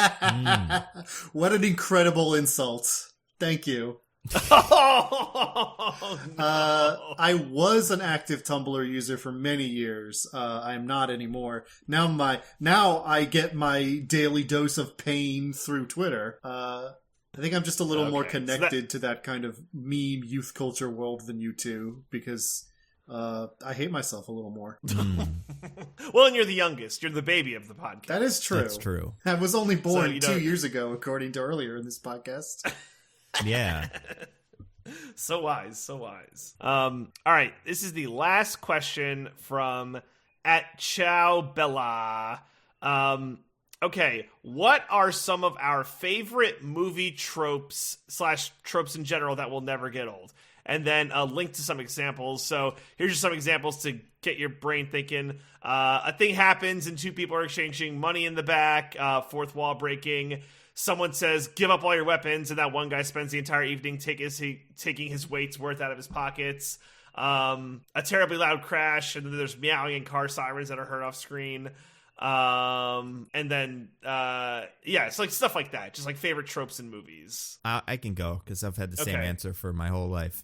Okay. I love it when if you die in the game, you die in real life. And it doesn't need to be a video game either. It can be a board game. It can be any game. It can be Battle Royale. It can be Squid Game, whatever. But I love that. I just love the scene usually where that is told to a character.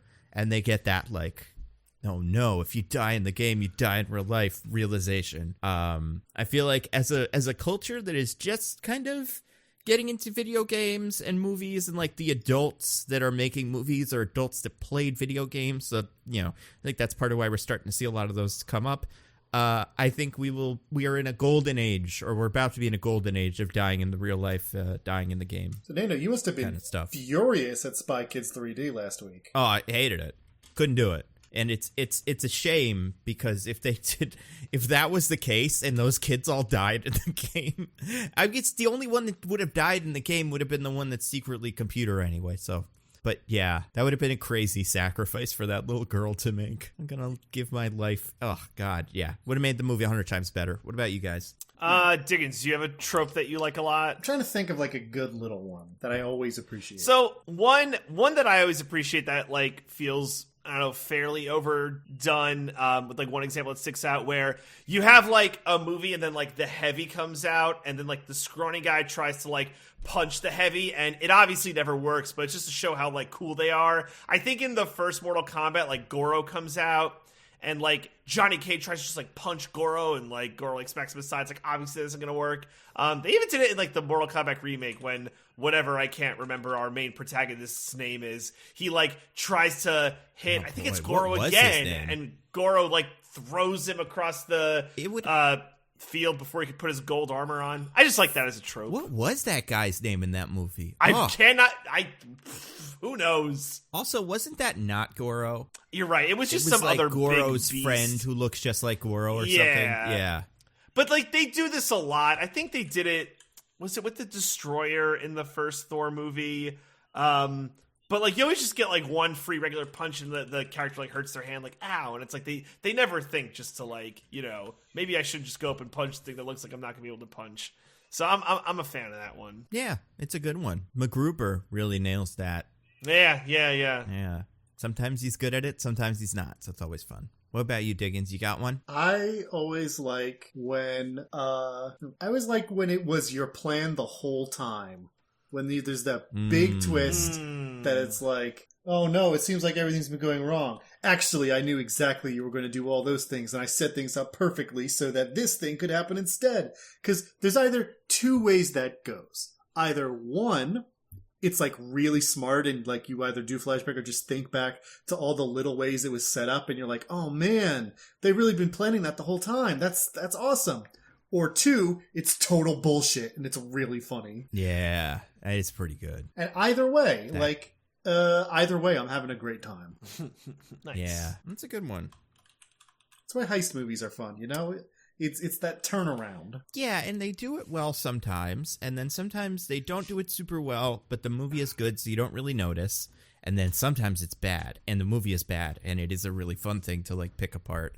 Because you go back and you're like, wait a second, if you thought that was that, and you were planning that, why did you do that? And yeah, it's just bread and butter of this show. Exactly. So it's, you know, it's something that always makes me happy, either because I'm watching a great movie or because the movie I'm watching is really stupid. Yeah.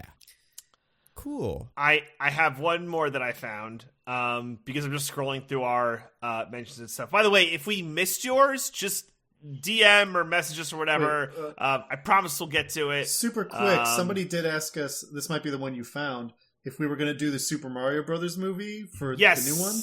That's at Easton Down. So yeah, are we going to do the new one for a nitpick, and then will we do the 93 one as a lead up to the new one? I mean, we're obviously going to do the new one. So we'll definitely do the new one. Right. Yeah. I think the 93 one, I feel like we already kind of did that on Mostly Nitpicking, or Mad Bracket Status. Yeah, but I think we definitely do it again. I really want to do it. It's weird. There we go. Yeah, there's so many good things. I feel like I have a take that movie's actually good in me, but I need to actually watch it and see if I think that or not. Well, it is, yeah, it's a weird one, and I'm sure a lot of people will be revisiting it after, you know, as it comes out. I'll tell you what. Like the new one comes out. I'll tell you what I might be willing to stake a prediction on. What? I'm going to stake a prediction on, and I'm not going to lie about this. I'm going to keep it real. I'm going to keep it 100. And I said I like that. I admitted I like that Spider-Man movie, so you know I'm serious. I'm going to predict that I will like the 1993 Mario more than the new one. Yeah. I mean, I feel like it has a certain charm. I don't think that's crazy, actually. Yeah, I don't think it's a good movie, but I think it's got it's so weird. It's barely a Mario movie. Their names are technically Mario and stuff, but like, whatever. That's pretty much it. It's great. I wonder how much you've, like, I don't know. Oh, I've seen the movie before. I'm saying I gotta watch it again, not like 10 years ago, to see how I think about it now. I see. Yeah. I mean, then probably. I feel like this new one might stink, although it might be great. You never know. It's got all our favorite guys. Like Mario and Spike. Seth Rogen, yeah. Yeah. So that'll be good. Yeah. Or it won't. Who knows? Yeah, right. We'll cover it then. Cool. Do you guys want to get to our classic segment? Let's get to our classic segment. Let's do it. You have anything to recommend to the fine people, DJ? All right, so I got a recommendation, and it's something I recommended before, but new season, baby. Oh, no. Ozark season 4. Oh, okay. Really? What is it you like about Ozark? Because I was bored by it. This season, or like in general? Well, like, so I watched the first like season, I think, and I was like, this is fine, like it's good acting, but there just wasn't anything. Although I don't know what's happened since then, but yeah, like, I don't know, what grabs you about the show? So I think for me, I really like the just like the top tier acting in this show. Like Jason Bateman's really, really good. It's really, really good. One of the things that, you know, I think for the future of Netflix that I think is a bummer that might be the case is I don't think we're going to get, like in the early days of Netflix, these really good, like just pieces of TV that are get the good actors and put them in front of a camera and have them do good acting with good writers and good directors. Like I think we're going away from that. Like we'll stumble into a Squid Game every now and again, but we're not getting like the premiere auteur, you know, let's win all the Emmys stuff on Netflix anymore. I think it's going to be more like, let's make Floor is Lava because unscripted television is cheaper and we get 10 times as many eyeballs globally. And that's just kind of like where we are with Netflix. But you know, Ozark is like the last bastion of like those like early, you know, I mean like House of Cards fell apart for a different reason, but I'm kind of thinking like in that realm of just like, yeah, these were good TV shows. What grabs me about it? I don't know, just like something about like, I don't know if like I'm specifically fascinated by the drug trade or if this fictionalization of this story with these characters grabs me. Like I still haven't watched Succession and I'm pretty sure I would love Succession, but I just got to Ozark first. But I still need to watch Succession because everyone's like, it's the best shit ever. Yeah, it is. It's pretty good. I think like, you'd like it. I would love it. I just think, I don't know, maybe it's because I'm a very basic like TV watcher, but Ozark does like the cheap trick of like, we're going to set up this like really pivotal plot point and you're going to need to watch the episode and see how it resolves. Then I'm like, fuck, I'm in. Because I binged like all 7 episodes from Friday to Sunday. And I never do that with television. I never, ever, ever do that. But I just feel really invested in this show. And maybe it's something about Jason Bateman. I don't know, like, you know, I didn't love him in like Arrested Development, but goddamn, I love him in this show. Like Jason Bateman's like my favorite fucking actor just based off Ozarks alone. You know, he's not great in that Horrible Bosses movie either, but he's really good in this show. And I can't explain it. I would certainly recommend it. I understand if it's like not for you, not like you, Nando, just anyone in general. If you're like, yeah, I don't really get it. I just think it's something, if there's like certain touchstones that just grab you, it's something that you just won't be able to stop watching. And that's like, I don't know, I just love this show. Like I rewatched the very first episode the other day and I'm like, yeah, this show's bitchin', but I don't know. It's about like money laundering, you know, watch a lot of things about money laundering. Maybe that's like part of it. Yeah, I don't know. I do. I feel like there's the part of it that kind of lost me. I feel like if I remember correct, it's very dreary. Like the color palette. Dreary. It's very like. It is. So there's that. It's sepia. It's very sepia. Yeah, but then on the other side of it, I feel like the parts of money laundering in that I find more interesting are the very high level stuff. Not that I find more interesting, but just what I go for my like money crimes movies. I don't know. Yeah. It's good though. I did like the first season was very good. It was like very prestige television-y, but it just, you know, didn't make the cut. Yeah, and it's like once Netflix isn't making these kind of shows anymore, is it just going to be back on like HBO to do it? Or like, you know, is Showtime going to try and pump out like another Yellowstone like show? Because apparently Yellowstone's really good, but I know I will never, ever, ever watch it. Well, I mean, we know what the next, you know, Disney Plus. Have you seen the Book of Boba Fett? God. The highly critically acclaimed show everybody likes that, oh my God. Goddamn. That show. But yeah, no, I think it will be HBO. I feel like HBO is kind of like pulling back all of the tendrils that got loose, and it's like we're getting all these big prestige directors, and Ridley Scott's got his show and all kinds of stuff, and I'm betting that will be the big game in town. Yeah, I hope so, because I think like you need like those kind of TV shows just to like keep shit interesting. Oh yeah. My brain would melt if I only watched like The Bachelor and Too Hot to Handle. Season 3 came out. I haven't seen it yet, but I'm excited for that. Also, I watched the first 2 episodes of Peacemaker, and it's great. Yeah, you gotta watch the third and fourth. I gotta watch those. I watched that show for 5 minutes. I turned to Michelle. I'm like, I get what this show's about.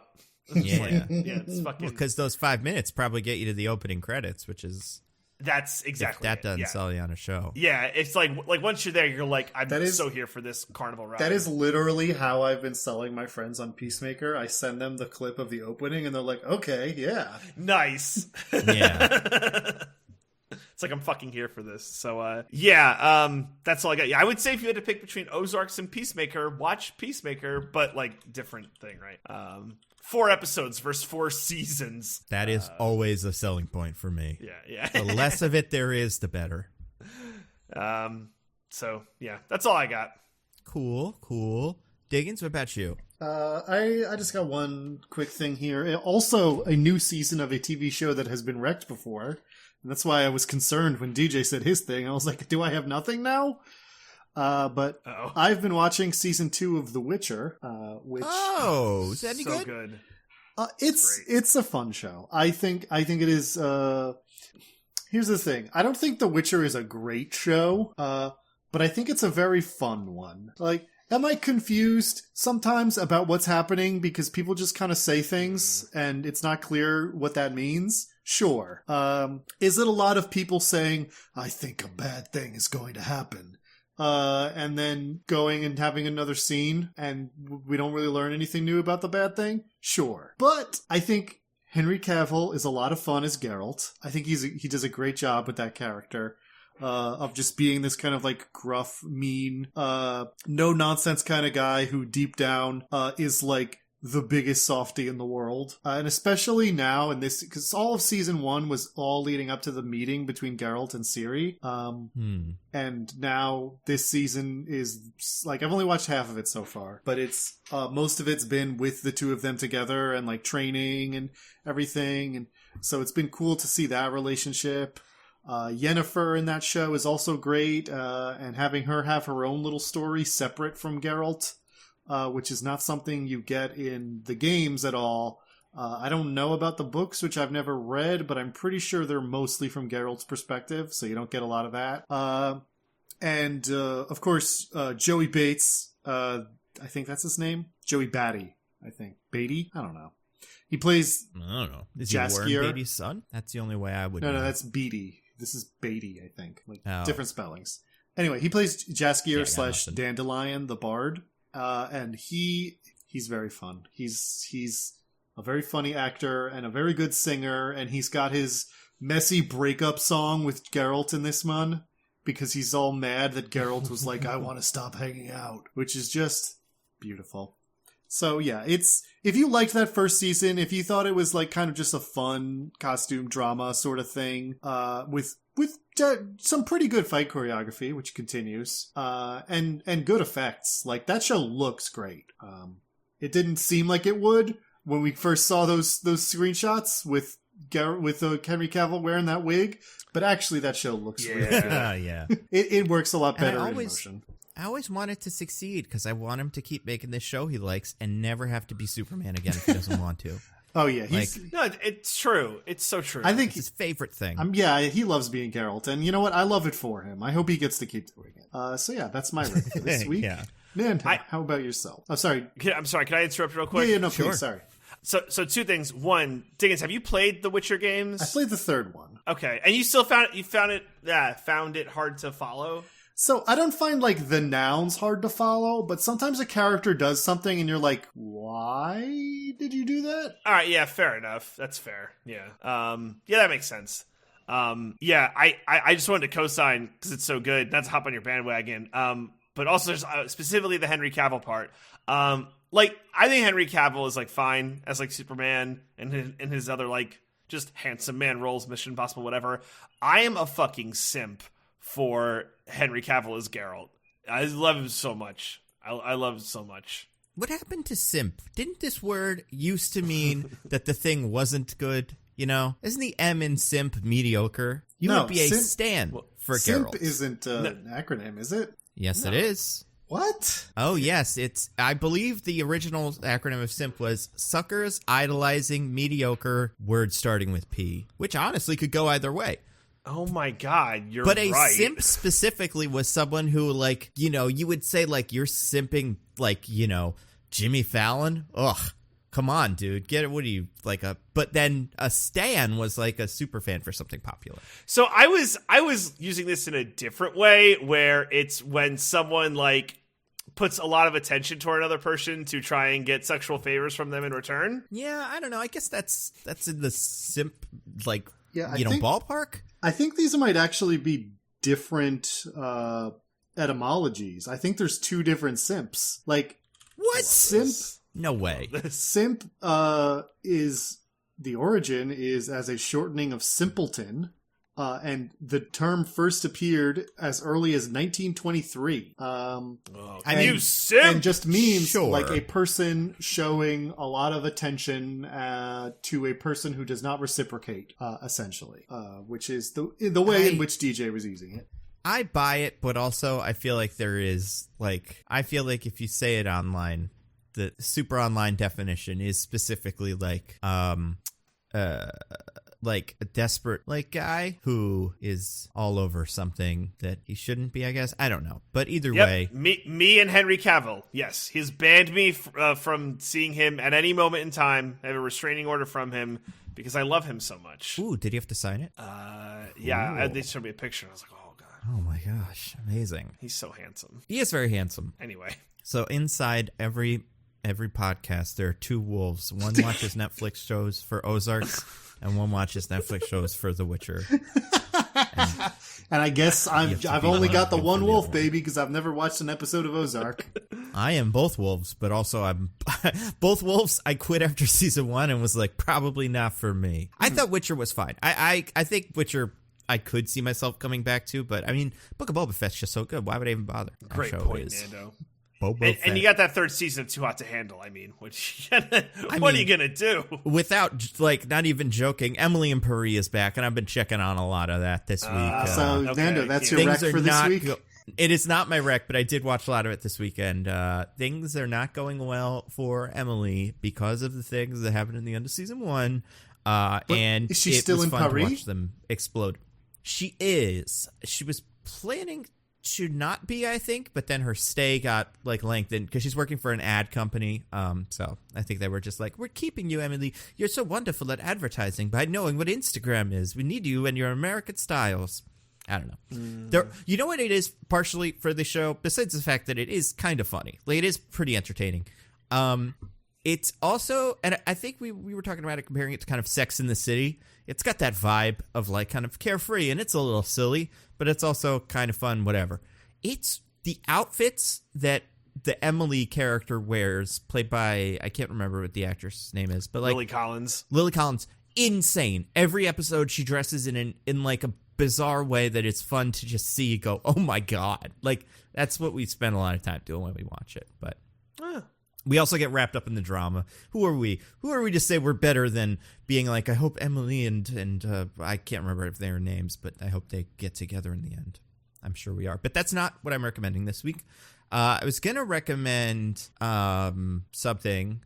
Oh, I was going to recommend that 2-hour-long crypto video that we all talked about before. Yeah, The Line Goes Up, because I kind of expected one of you guys to wreck it, so it was my backup rec. But it is good. It's interesting, especially with all of the Jimmy Fallon NFT stuff. DJ, did you see that, by the way? Jimmy Fallon? No, I did not. Oh my God. Diggins, you saw it, right? Yeah, I saw it. Dude, it's brutal. So that's fun. And it just makes this whole thing seem pretty, embarrassing in context. But anyway, the thing I'm really going to recommend is we were looking for a movie to watch this weekend. We started watching that movie Nobody, the one that's what if Bob Odenkirk was John Wick? Oh, yeah. I couldn't do it. It's so, John Wickish. It's so trying to be John Wick, but also it's, also kind of falling down. And the parts where that intersects are a little weird, and I just don't think the movie's going to land it correctly. But it's he's a sad man who is divorced or doesn't even fight anymore, but then he gets in a fight, and then he's got all kinds of people after him, but also he's happy because he's fighting again. It's weird. I don't know. It's not a terrible movie. But watched that this week. Didn't really work. We also watched The Last Duel by Ridley Scott, and the whole way through, no phones. That was the rule. We did do phones a little bit. We took some phone breaks probably which were disguised as bathroom breaks. But it's a good movie. I think it's really good. I think all the things Diggins said about it were right. I was equally shocked by how good I think Ben Affleck was. He was excellent. Like, they were all excellent, but he was great. And, yeah, they should have named that movie something different because I don't like that name, but I don't know what to name it. But The Last Duel sounds kind of like, I don't know. I don't think it quite sells the movie. Yeah, but Disney didn't want to sell the movie, so. That's true. I will say, my thing that I am going to wreck that's like a new thing is we also watched a movie this weekend. I don't know if you have recommended it, Diggins, but I think you might have, called Shiva Baby. Did you wreck this? I have not wrecked that, but I know of it. Have you seen it? No. Please tell me about it. DJ, have you? I have not. I think it's on HBO Max. It's on one of the streaming platforms, and yeah, we were just flying through the comedy section trying to find something that was kind of interesting, and this one came up. So it's about a youngish kind of, I don't know, like, let's put her in her early 20s, girl in New York who is Jewish, and she goes to a Shiva, which is like the post like funeral lunch service, I think, in like for Jewish people. It's like a repass, but for Judaism. It's interesting because it's kind of everything. There's some points where they're doing like praying, and there's some points where they're just chit-chatting.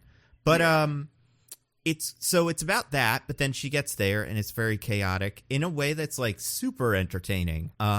And like really really tense. I think it's very it's funny. It's got a lot of good funniness to it, but it's also just got a lot of like God, like a Safdie Brothers movie almost, because you're just like the whole time you're like, when's this going to fall apart? We're getting too close to this thing, and now this thing is too close. And not just because they made Uncut Gems, but even like Good Time or a movie like that, where you're just like, this is all inches from falling off the table. It's nice and short. It's like maybe an hour and 20 minutes long, so that's great. As far as actors, not too many I recognized, although it does have Saul Goodman. Bob Odenkirk. AKA Vision's boss. No. Sorry. Is that his name? Saul Goodman? Yeah. Wait, what's his name in that other movie? What movie? Okay. Hold on. Saul Goodman is Bob Odenkirk in Breaking Bad. I must have gotten him confused with a different guy. Hold on. So it's Fred Malamed, or Melamed.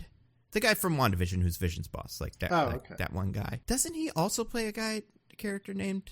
Oh, I'm thinking of Cy Abelman. Ugh, I'm close, but yeah, he is good in that, and he's good in this. He's funny. I like that guy. He's very like, I don't know, like weirdly kind of, I don't want to say like friendly because that's not it. You know what I mean though? Like that actor. It feels like he could be your dad. It feels like a normal, embarrassing kind of guy, and yeah, I just like him in this a lot. But everybody else in it is good. He's the only one who you recognize. You're like, oh, him. So. I think Shiva Baby, it's very good. That's all I got. Okay. Yeah. Anything to plug, fellas? Just same stuff here. Roses and Rejections on the Pop Break podcast network. Covering The Bachelor. Yeah, I have my newsletter, a little perspective.substack.com. I stream at twitch.tv/this is an odd name.